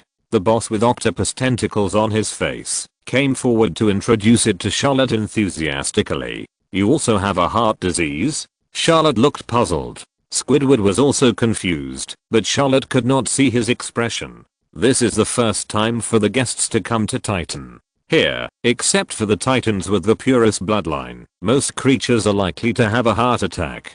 Squidward explained patiently. Charlotte was thinking about something, and the Lizard Parker on the side was already urging him impatiently. Fake, hurry up, we have something else to do. Charlotte ignored the Lizard Parker and continued to chat with Squidward. How much is the heart of the stone man? He asked. Hearing the price, Squidward became more enthusiastic. The customer has a good eye. It only costs 10 gold coins, but now it's a discount season, so you can take it away for 7 gold coins. As he said this, he took the item out of the window and let Charlotte play with it up close. Charlotte did not refuse. He took the item and reached out to Infinite Tony. Give me the money. You want to buy this? Infinite Tony frowned. You can't take anything away if you buy it here. It's a complete waste. You don't understand. This is called asking for directions by investing money. Okay, my nano device only sold for this little money. You should save it. Infinite Tony seemed to understand something and simply handed Charlotte a handful of coin-sized gold coins. Gold, as a non-renewable resource, is also a hard currency on Titan. When seeing the gold coins in Charlotte's hand, Squidward's eyes lit up, and the tentacles on his face could not stop being restless. Another fat sheep was slaughtered. Today is a good day. He subconsciously reached out, but saw Charlotte return the crystal stone to him.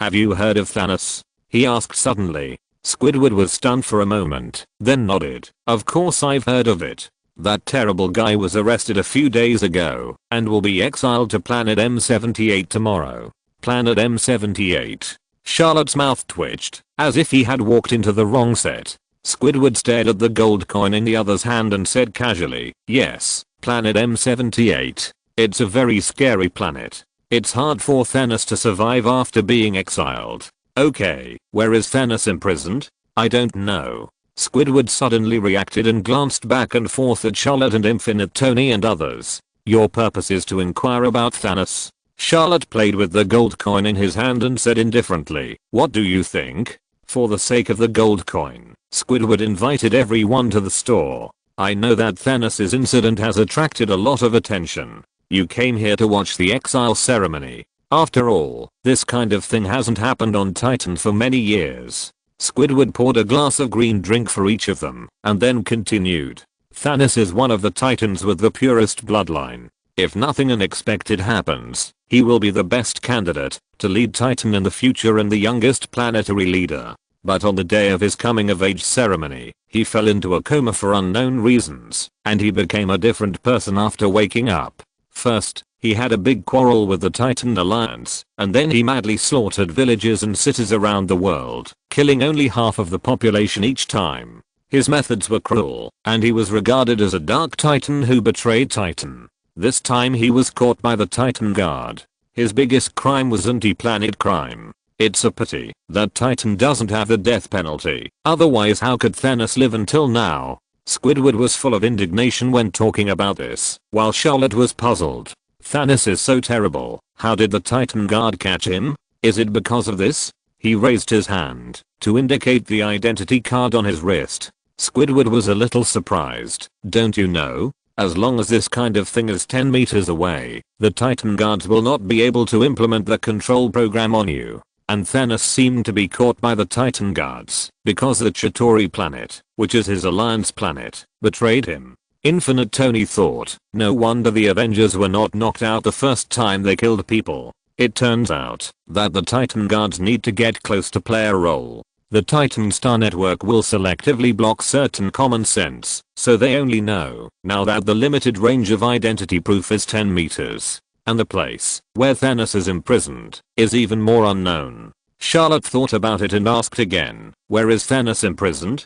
"Didn't I say that I don't know?" Squidward shook his head. "After all, he is the only criminal exiled in the past 100 years, and the place of imprisonment cannot be revealed." Hearing this, Charlotte handed over some gold coins to the other party. "The last question, what are the conditions for exile? Killing a large number of people like Thanos?" Squidward's eyes became more and more strange, but he didn't have time to think about it under the temptation of gold coins. If it is a guest from an alien planet, he can't be exiled, even if he blows up the entire Titan. He will only be sent back to his own planet and imprisoned for life. But if it is a Titan with a Titan identity card, it is impossible to meet the conditions for exile unless he kills more than 1001 people. Hearing this, Charlotte and others looked at each other in surprise. 1001. The laws of Titan are really a bit outrageous. But this is not a big problem for Charlotte. The next chapter should be released at midnight. Chapter 45. Native Spider Silk Mode. They're moving again. At this time, Infinite Tony clicked on the virtual computer, and a familiar face appeared on the screen. "Oh, ladies and gentlemen of Titan, good afternoon. I'm your good friend General Rhodes. Now we have a quiz with prizes. Where do you think the next explosion will be? Oh, it's here. You guessed it right. We are filming Prison on Fire." In an instant, the iron armor swept through the suburban prison, releasing macro missiles to bomb the prison along the way. "In fact, he is just a colonel," Tony said with certainty. "Sir, his armor is very similar to yours." Looking at the black armor in the picture, Squidward seemed to have thought of something.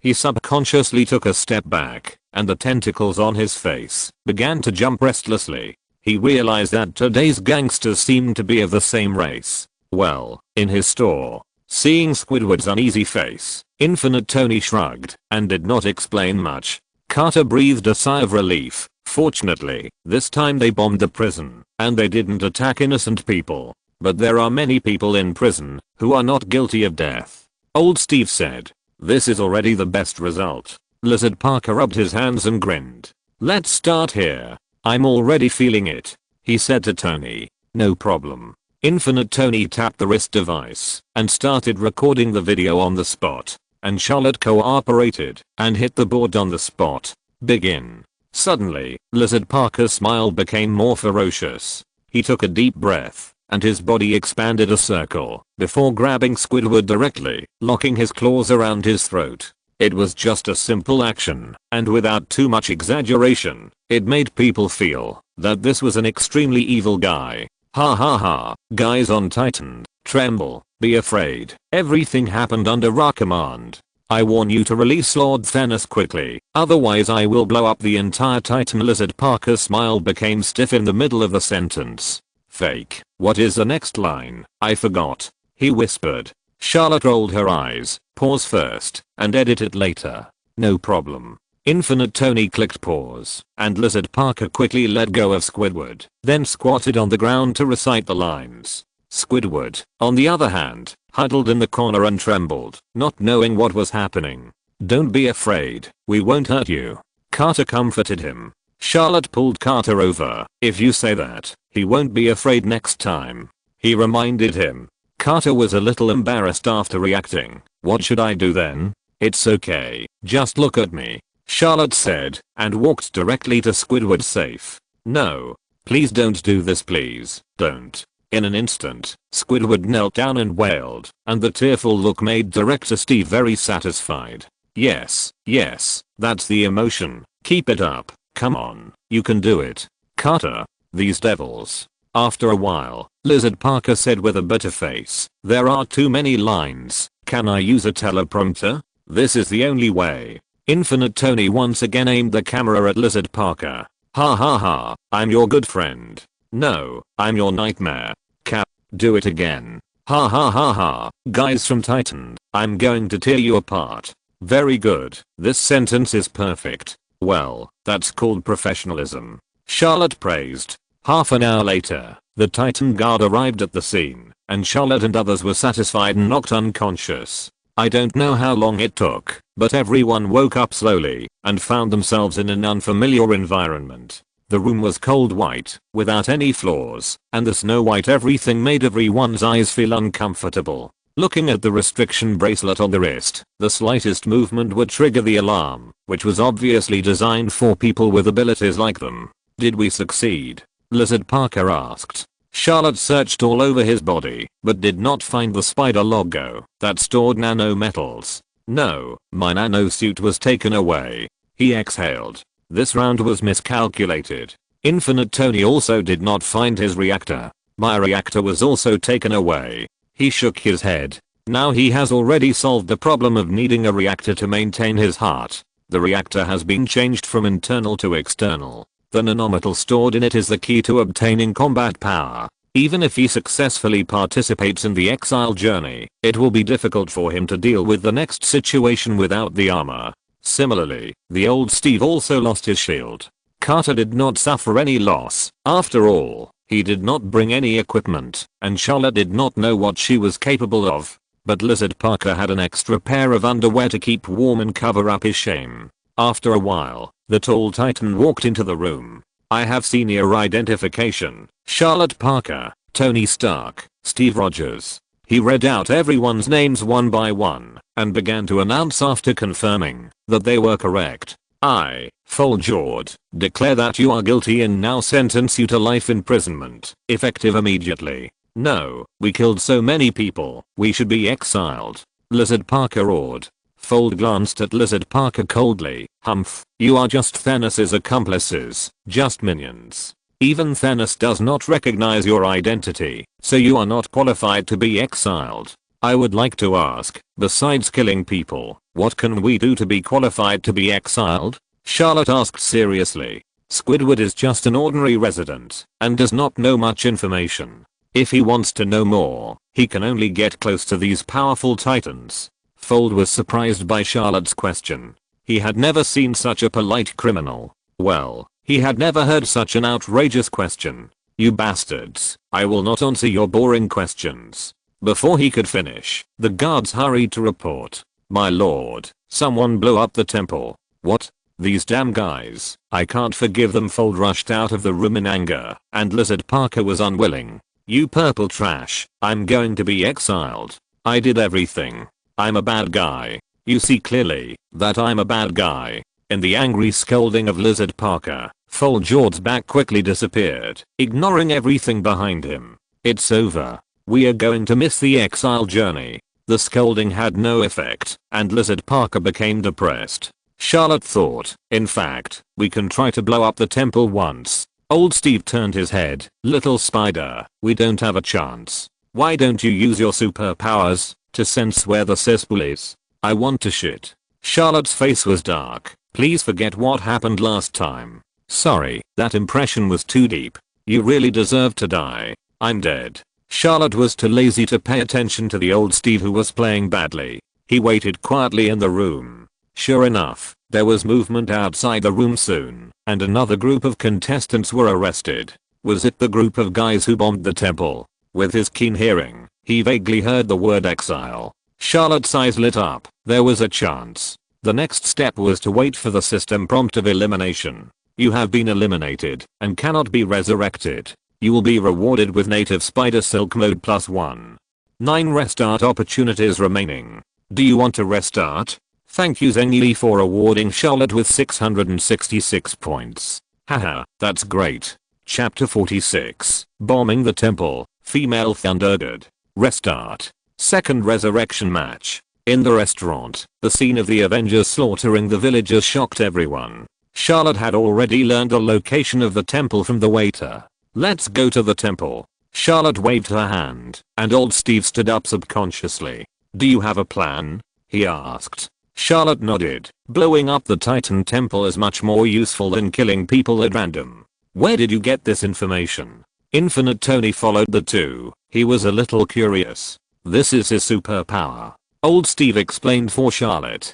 Carter and Lizard Parker followed one after another. Superpower. Carter thought. Lizard Parker scratched his head. He is also Spider-Man, but Gwen doesn't seem to have this superpower. Old Steve smiled and said, his superpower is not simple. He can also sense. Shut up. Charlotte interrupted old Steve's rumor. Everyone walked on the street, and passers-by cast curious eyes. Charlotte pointed to the gorgeous spire in the center of the city that soared into the clouds, but still emitted dazzling light. That's the temple. If nothing goes wrong, it should be the place where Titan's faith is. If we blow it up, we will definitely be able to participate in the exile journey. Infinite Tony frowned. The Titan network did not search for information about the temple. It seems that they have extremely strict control over the network. It doesn't matter, Charlotte said, and when he passed the shop, he threw a few gold coins to Squidward at the door.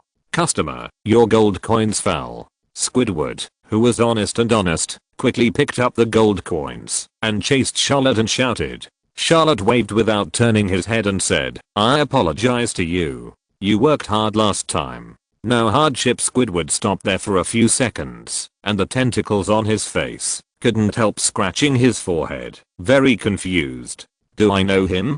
Half an hour later, Charlotte and others took a maglev taxi to the bottom of the spire. This is a temple. Everyone looked up and saw that the spire at a close distance was a pyramid-like building, but it was more slender. The straight spire rises into the lavender sky, and the surface of the tower is covered with many circular protrusions of different sizes, each of which emits a silver light, like a shining lamp. Around the spire, a ring made of unknown material is suspended nearby, and each ring is stationed with a Titan guard, always on guard. Charlotte retracted his gaze, and then glanced at the alien tourists from different planets around him. It has become a popular check-in attraction. He smiled. Infinite Tony approached Charlotte and whispered, I have calculated that there are at least 200 guards here, and each guard is equipped with that kind of electric shock device on his waist. We can't get close to the temple, let alone blow it up. Charlotte smiled slightly. Don't worry, that kind of device can only work on us within 10 meters. Infinite Tony was skeptical about this. How do you know? Old Steve explained to Charlotte again. This is his superpower. Is it reliable? Carter was curious. Elderly Steve affirmed, absolutely reliable. In the last resurrection match, Natasha and I easily completed the task with this superpower. Hearing this, Lizard Parker couldn't help but think of the 2 previous resurrection matches. This guy was not strong at the beginning, but he could accurately predict all the directions of the event. The second time was even more outrageous, and he could even avoid the missile bombardment in advance. The later he faced Charlotte, the more he felt powerless. At this time, he heard that the other party had this superpower, and he finally understood everything. But thinking about it carefully, it was not right. But why did he die so many times with the superpower? Now it seems that there are only 2 possibilities. Either this guy is a complete waste, or there are terrible enemies in the world he lives in. Lizard Parker looked at Charlotte in front of him for the first time. This guy was able to win 2 resurrection matches, and even another Peter Parker who was parasitized by a terrible creature could not stop him from rescuing Tony in the cave. Such a guy can't be a waste. So there is only one possibility. Lizard Parker was thinking a lot, while Carter carefully observed the terrain, and began to plan the bombing plan. When will we start? She asked Charlotte. Charlotte shook his head, and he turned around, and sat down on a nearby chair. Wait a little longer. Wait for what? Wait for another contestant. Someone will bomb the temple before us. When this was said, everyone was confused. Old Steve habitually explained, this is his superpower. Everyone suddenly realized. Charlotte Parker, I lost last time, but I was actually very unconvinced. Infinite Tony sat next to Charlotte, with a smile on his face. But now, I feel very relaxed, he said. Charlotte looked at Tony and said seriously, in fact, you could have won last time. I know. Tony took out a gold coin, and bought a black donut from a passing kid. At the time I thought it was just an illusion. If I was serious, you might not have a chance. After saying that, he took a bite of the donut and immediately spit it out. Shit, it sounded chilly. Infinite Tony wiped his mouth with disgust. Black food, its color has already told you the answer. Charlotte flipped a coin, and chose a white donut. After taking a bite, he fell silent. From your looks, it shouldn't taste good. Carter pointed to a nearby trash can. Don't learn from Tony. Charlotte's throat moved, and she swallowed it with difficulty. Salty. Okay, thanks for the poison test. Old Steve put his gold coins back in his pocket. As they chatted, time passed quickly. Infinite Tony clicked on the virtual computer, and Rhodes on the screen was bombing the prison. He's just a colonel, I swear. Infinite Tony explained seriously. Carter was silent for a while, then said, he's already very good. I'm just a captain. Lizard Parker's eyes fell on the silent old Steve. What about you? He's just a soldier. Charlotte answered for him. Old Steve. Actually, I'm still an actor, and I have many fans in the army, he explained. Lizard Parker thought for a moment. I see, you're a mascot. Old Steve. After the boring topic, the few people soon discovered the figures of contestants roaming nearby. I found Loki. Infinite Tony said. Old Steve nodded. I also saw Thor's girlfriend. I know, Jane Foster. They have broken up. No, the hammer in her hand. Infinite Tony looked at the Thor's hammer in Jane Foster's hand and stood up.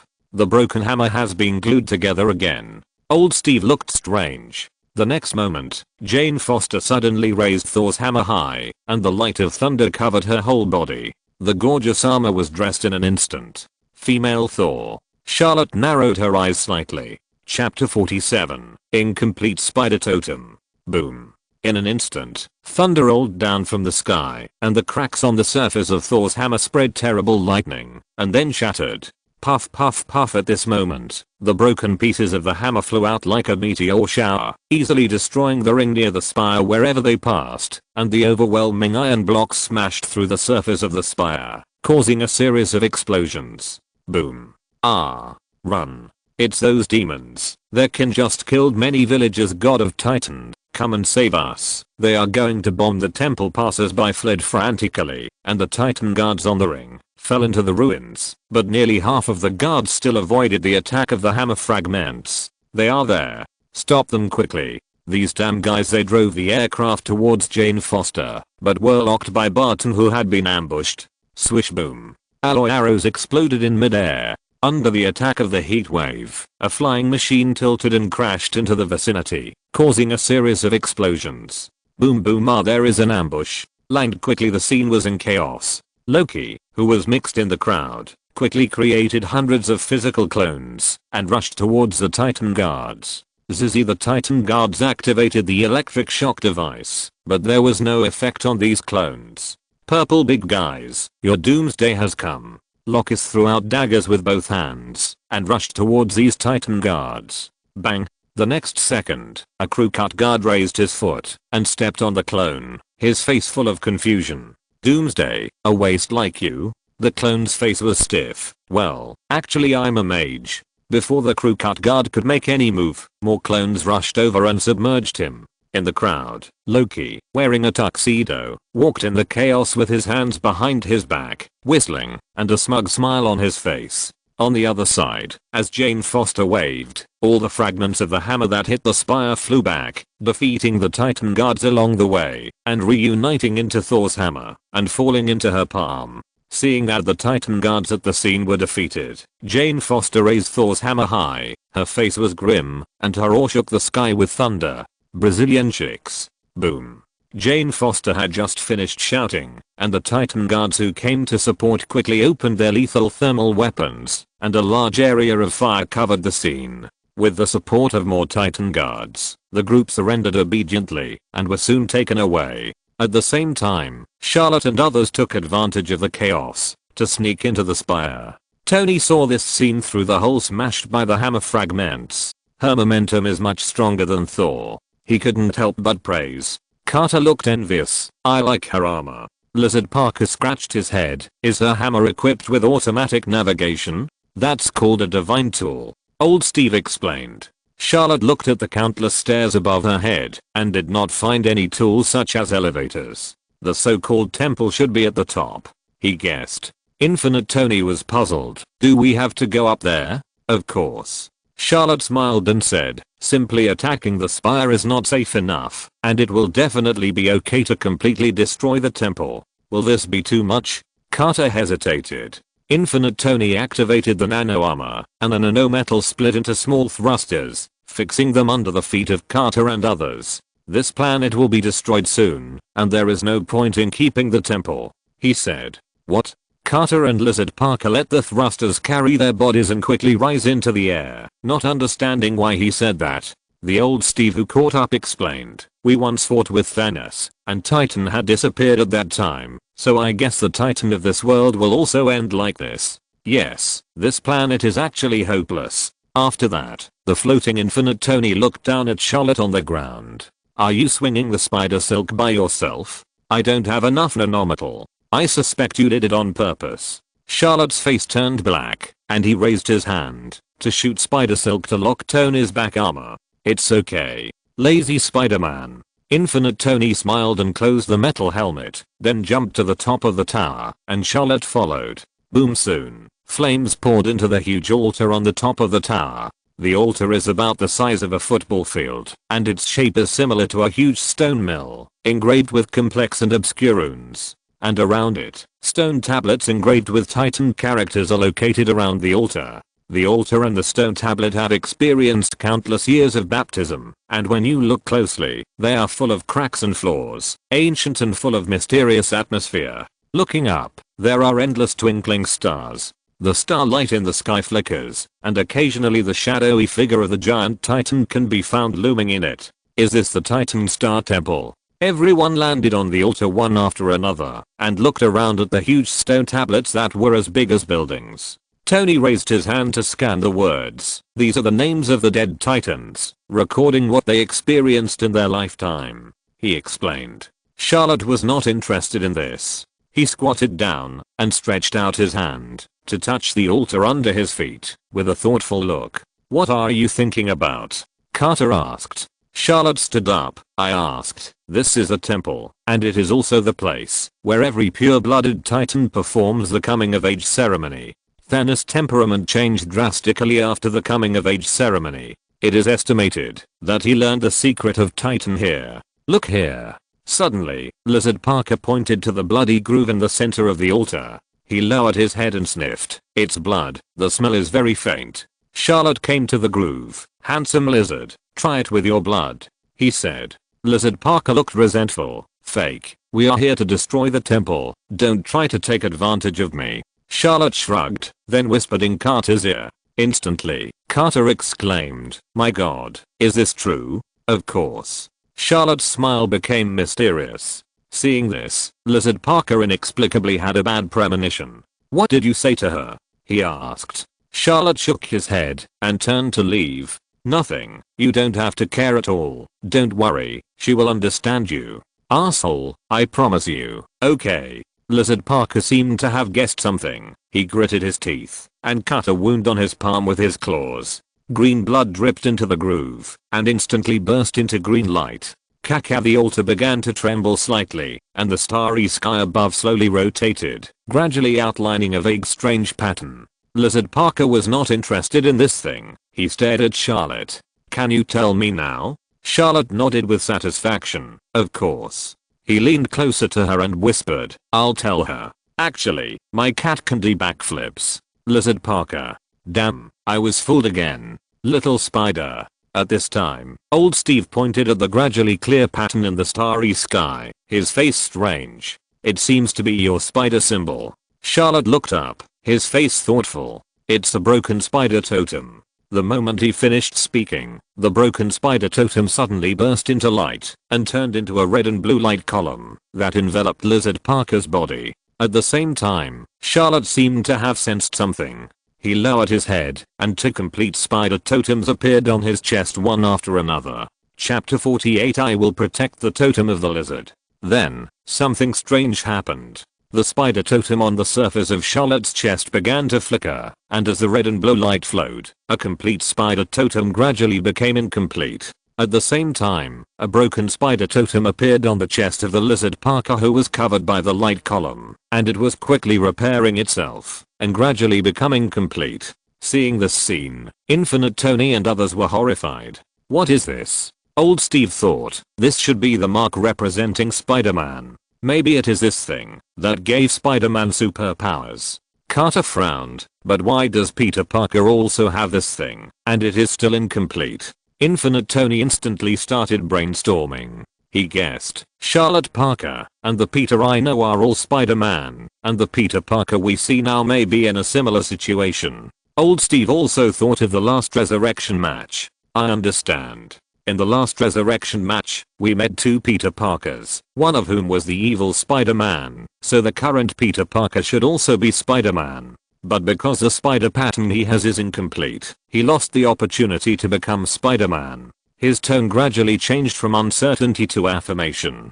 Carter watched the spider totem on Lizard Parker's chest become more and more complete, and then looked at Charlotte, who was still puzzled. The pattern on his chest has become incomplete, but there is an identical pattern inside. He originally had two identical patterns. Old Steve laughed. This should represent his other superpowers. If the lizard's pattern becomes complete, maybe he will transform into Spider-Man like Spider-Man. Carter smiled slightly. He won't feel inferior, because he is a monster. It's a pity that we can't call him Handsome Lizard anymore. The three of them watched this scene quietly, waiting for the spider totem on Lizard Parker's chest to become complete. Lizard Parker also heard the three people's guesses about the pattern, and couldn't help getting excited. Spider-Man. I'm going to be Spider-Man. Ha ha ha. I don't have to live as a monster anymore. Never again. Lizard Parker roared to the sky, and then burst into tears of joy. No one could understand his mood at this moment. He was disabled since childhood, and suffered from the cold eyes. He was bullied by his classmates, and treated differently by his teachers. He hated the sympathetic eyes of others, because he knew it was pity for the weak. After becoming a monster, no one looked at him with sympathy. He liked to see the fear in other people's eyes, because he knew he had become a strong man. He used to be inferior, timid, cowardly, and withdrawn. But after becoming a monster, these things were still deeply engraved in his bones, and even worse. In order to cover up his powerlessness, he began to become irritable, and use this ugly body to intimidate others. He was lonely. Even Gwen couldn't save him completely. But now, he finally got redemption. As long as he became Spider-Man, all the suffering would leave him.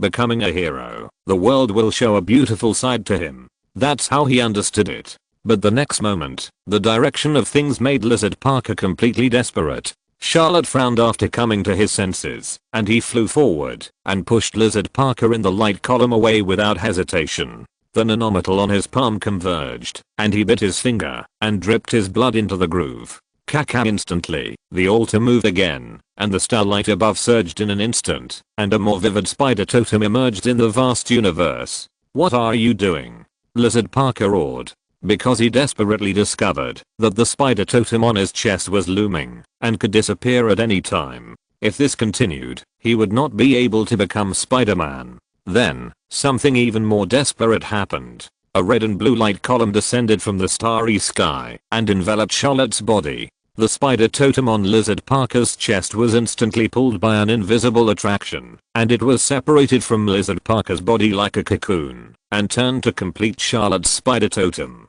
No. Lizard Parker's pupils shook violently, and he rushed towards Charlotte frantically, stretching out his ferocious claws to keep his spider totem. But no matter how he tried to catch it, the incomplete spider totem could not resist the attraction of the two spider totems. Four-legged lizard, Peter, elderly Steve and the other two wanted to stop it, but it was too late. But as Lizard Parker dived into the beam of light, the spider totem in the starry sky shook for a while, and then suddenly burst into dazzling light. Boom. In an instant, the red and blue halo swept across the altar, and Infinite Tony and the other two were all shocked, and scenes about Spider-Man inexplicably emerged in their minds. A lonely hero, losing all his life. At the same time, Lizard Parker, who dived into the beam of light, also understood what Spider-Man's fate was. But not long after, the spider totem in the starry sky quietly disappeared. The beam of light converged, and the spider totem on Charlotte's chest was completed, and another incomplete spider totem sank into his chest.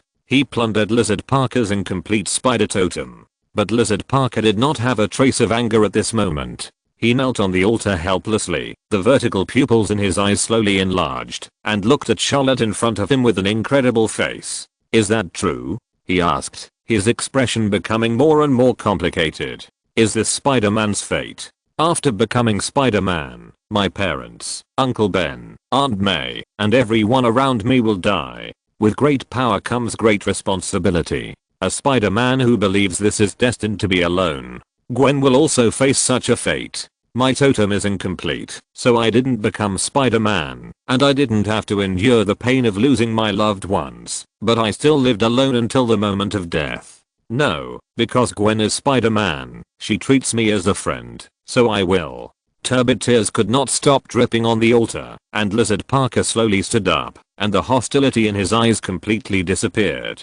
He looked at Charlotte in front of him, opened his mouth, but didn't know where to start. Finally, he took a deep breath. "You knew this a long time ago." Charlotte nodded. "Of course. Why do you want to help me?" "What? If you take away the incomplete spider totem, my misfortune will leave me, and you will become even more unfortunate, and you will never be able to get rid of this curse." Facing Lizard Parker's touching eyes, Charlotte couldn't help but shudder.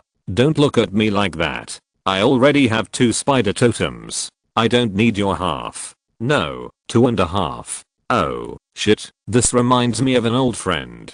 He paused and said seriously, "Just consider it as compensation for you. After all, I have lied to you so many times." Lizard Parker looked deeply into Charlotte's eyes. After a long time, he grinned, and his smile was still terrifying. "I forgive you. Thank you." At this moment, the two shook hands and made peace. Infinite Tony and the other two also came back to their senses one after another, deeply shocked by Spider-Man's fate. Will Peter also bear all this? Infinite Tony thought of the boy who got into trouble all day long, and couldn't help but worry about it. Boom! Suddenly, the altar trembled again, and the surrounding stone tablets began to move. Dense Titan guards drove flying vehicles to the scene. They looked at Charlotte and his group with surprise, as if they saw hope. The scene was extremely strange. The purple figure in the lead couldn't wait to greet Charlotte. "Hello, my name is Thanos, and I'm the leader of Titan." "What?" Charlotte was stunned. "Leader? Shouldn't he be a traitor to Titan?" The next chapter will be released in the afternoon. If you're listening to this novel on a channel other than Fanfic World, it means they downloaded and uploaded it without effort. We cordially invite you to visit our channel, Mundo Fanfic Novelos. There you'll find the original version of this story and you can explore many other novels of various genres. We're waiting for you to immerse yourself in a world of incredible novels. Chapter 49. Don't snap your fingers, I'm scared. Titan. As the moving stone tablets were piled up to form an ancient palace, a group of people followed the purple figure into it. Wherever they passed, the torches on the stone walls of the palace ignited golden flames one after another. Charlotte couldn't help but sigh. So this is the real temple. Looking at Thanos in front of him, the young Thanos. At this time, Thanos still had a thick head of black hair, and it was unknown when he started to shave his head. As if sensing Charlotte's gaze, Thanos paused. He looked down at his purple and gold armor, turned around and asked, "Do I have anything on me?" "No." Charlotte shook his head, then said, "You can tell us some truth." "No problem." Thanos raised his hand and snapped his fingers, which immediately scared Infinite Tony and Old Steve. "What are you doing?" Infinite Tony's electromagnetic cannon on his arm condensed, ready to take action at any time. Old Steve also raised his shield and looked at Thanos with a vigilant face. "Thanos, I just found a chair for you. You are too nervous." He pointed to the slowly rising stone chair under the feet of everyone. Infinite Tony looked at his feet and immediately put away his weapon in embarrassment. Old Steve took the opportunity to breathe on the shield, then wiped it with his sleeve, pretending that nothing happened. "Stark, you are so timid." "Captain, don't think I didn't notice that your legs were weak." "I didn't." "You did." Old Steve sat on the chair, straightened his back, and looked at Thanos. "Don't snap your fingers next time," he said seriously.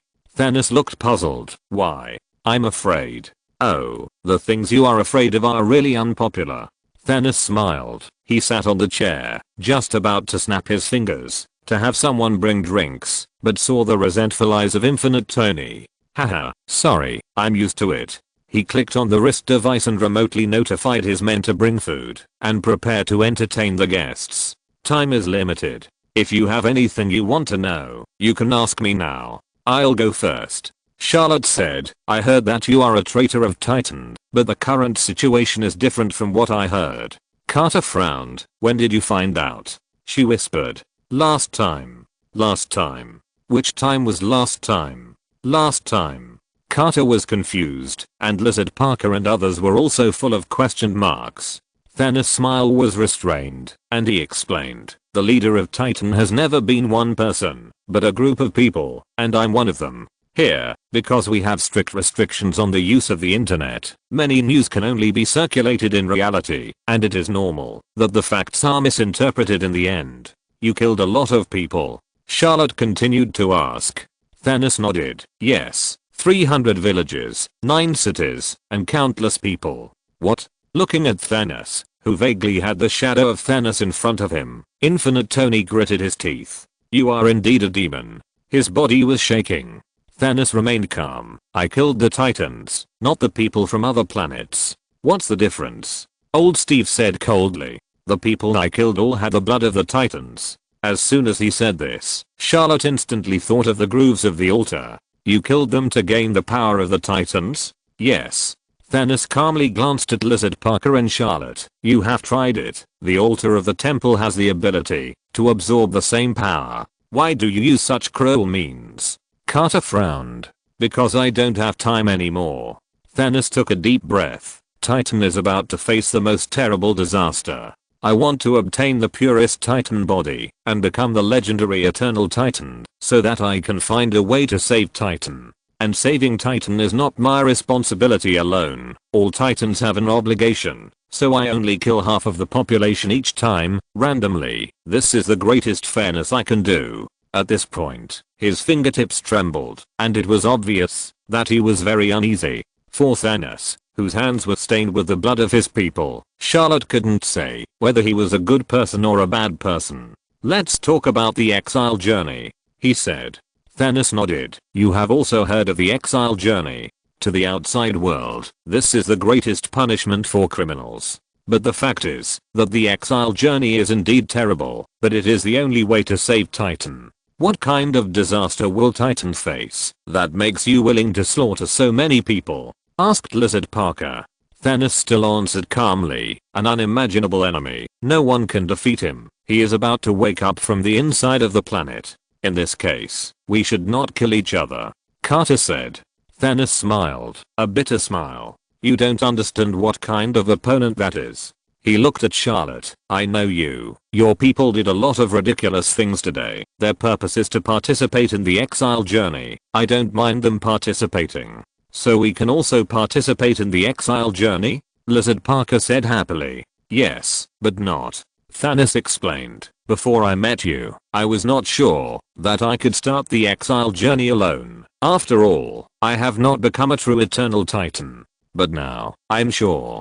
He looked at Charlotte. Being able to trigger the altar of the temple means that you have similar divine power to start the exile journey with me. Divine power. Charlotte thought for a moment, and the other party was referring to the power of the spider totem. But I don't know how to use the divine power, he said honestly. It doesn't matter.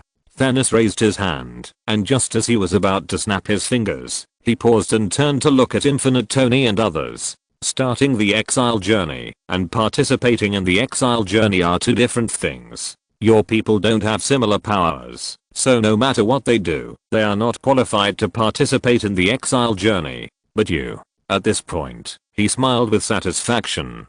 After entering the temple, I noticed through the reaction of the temple that you all have mysterious powers in your bodies and are qualified to participate in this exile journey. Mysterious power. Everyone was puzzled, but Charlotte guessed something. Infinite Tony may still have the power of the infinite gems in his body, but the incomplete totem of Lizard Parker has disappeared. Old Steve is just an ordinary super soldier. Carter's ability is unknown. What exactly is the power in their bodies? He doesn't understand, and he doesn't need to understand. When does it start? He asked. Tomorrow. Got it. Charlotte nodded. Until now, he has used her chance to restart, and the start is still smooth. Haha, it's getting better and better. At this time, Carter suddenly stood up. I need a weapon. Do you still have this kind of shield? She pointed to the shield in the old Steve's hand. Thanos nodded. Of course, there are many, all of which were seized from those twins. Triplets. No, multiples. Obviously, he misunderstood something. The next moment, he carefully observed old Steve again. I found that you look a lot like them. Old Steve said calmly. I'm their father. Thanos suddenly realized, your family genes are really strong, and your wife is also very hardworking. Treat her well. Old Steve. Please read it again. Chapter 50. The Captain's Meow Hammer. At night, in the 7th prison of Titan. I'm Thor, the god of thunder. You mortals who blaspheme the gods will pay the price. Thor's roar echoed in the corridor for a long time, forcing the guards to turn on the silent mode and block these noisy sounds in the room. Several guards passing by glanced at Thor, who was baring his teeth and claws like a mute on the other side of the glass, and couldn't help but sneer. Hey, this is God. Ha ha ha, what a scary god. Yes, we are so scared. Ha ha ha. Several guards laughed wantonly, and then used a cart to carry Thor's hammer, and flashed it in front of Thor. Assholes, did you guys hear me talking? Give me back my Mjolnir. What are you doing with it? Thor watched the hammer on the cart getting farther and farther away from him. He raised his hand to summon the hammer, and the next moment he was paralyzed again by the strong electric current. Zizzy Thor, who fell to the ground and twitched, took a while to relax, and then slowly stood up with the help of the wall. Why did these damn guys take my hammer? He gritted his teeth, but did not dare to use force again. Behind him, Jane Foster closed her eyes and said calmly, why can a hammer hang on the wall? Hearing this, Thor looked back at the familiar face, and the anger in his eyes eased a little. Jane, you haven't told me why you. In fact, you should know that we have nothing to do with each other. Jane Foster interrupted the other party. She opened her eyes and exhaled slowly. The situation is different from what we imagined.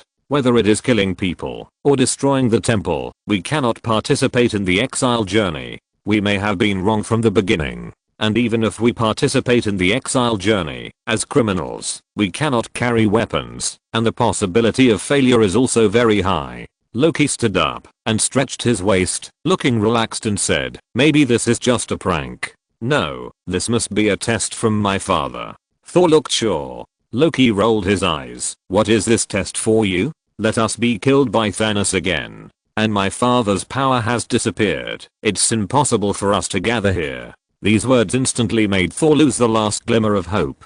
He sat on the ground in a negative mood. Yes, my father has disappeared, and our home has been destroyed. It's destroyed. There's nothing worth remembering there anyway. Loki said nonchalantly. What did you say? Thor roared. You guy, that's a home. You are my brother, and that's your home too. I'm not your brother at all. You are. I'm not. The two of them argued endlessly, and the few Stevs in the corner were annoyed and silently blocked their ears with their fingers. Zizzy suddenly, a virtual picture appeared in the room, and the guard outside the door shouted, you are lucky. The exile ceremony is broadcast live worldwide, and you can also watch this grand ceremony. Has the exile journey begun? Thor and Loki stopped arguing instantly, and everyone looked up at the figures on the screen. In the magnificent palace, countless titans knelt down and prayed. The huge stone mill that resembled an altar slowly turned, and several familiar figures in it surprised everyone. It's that old captain.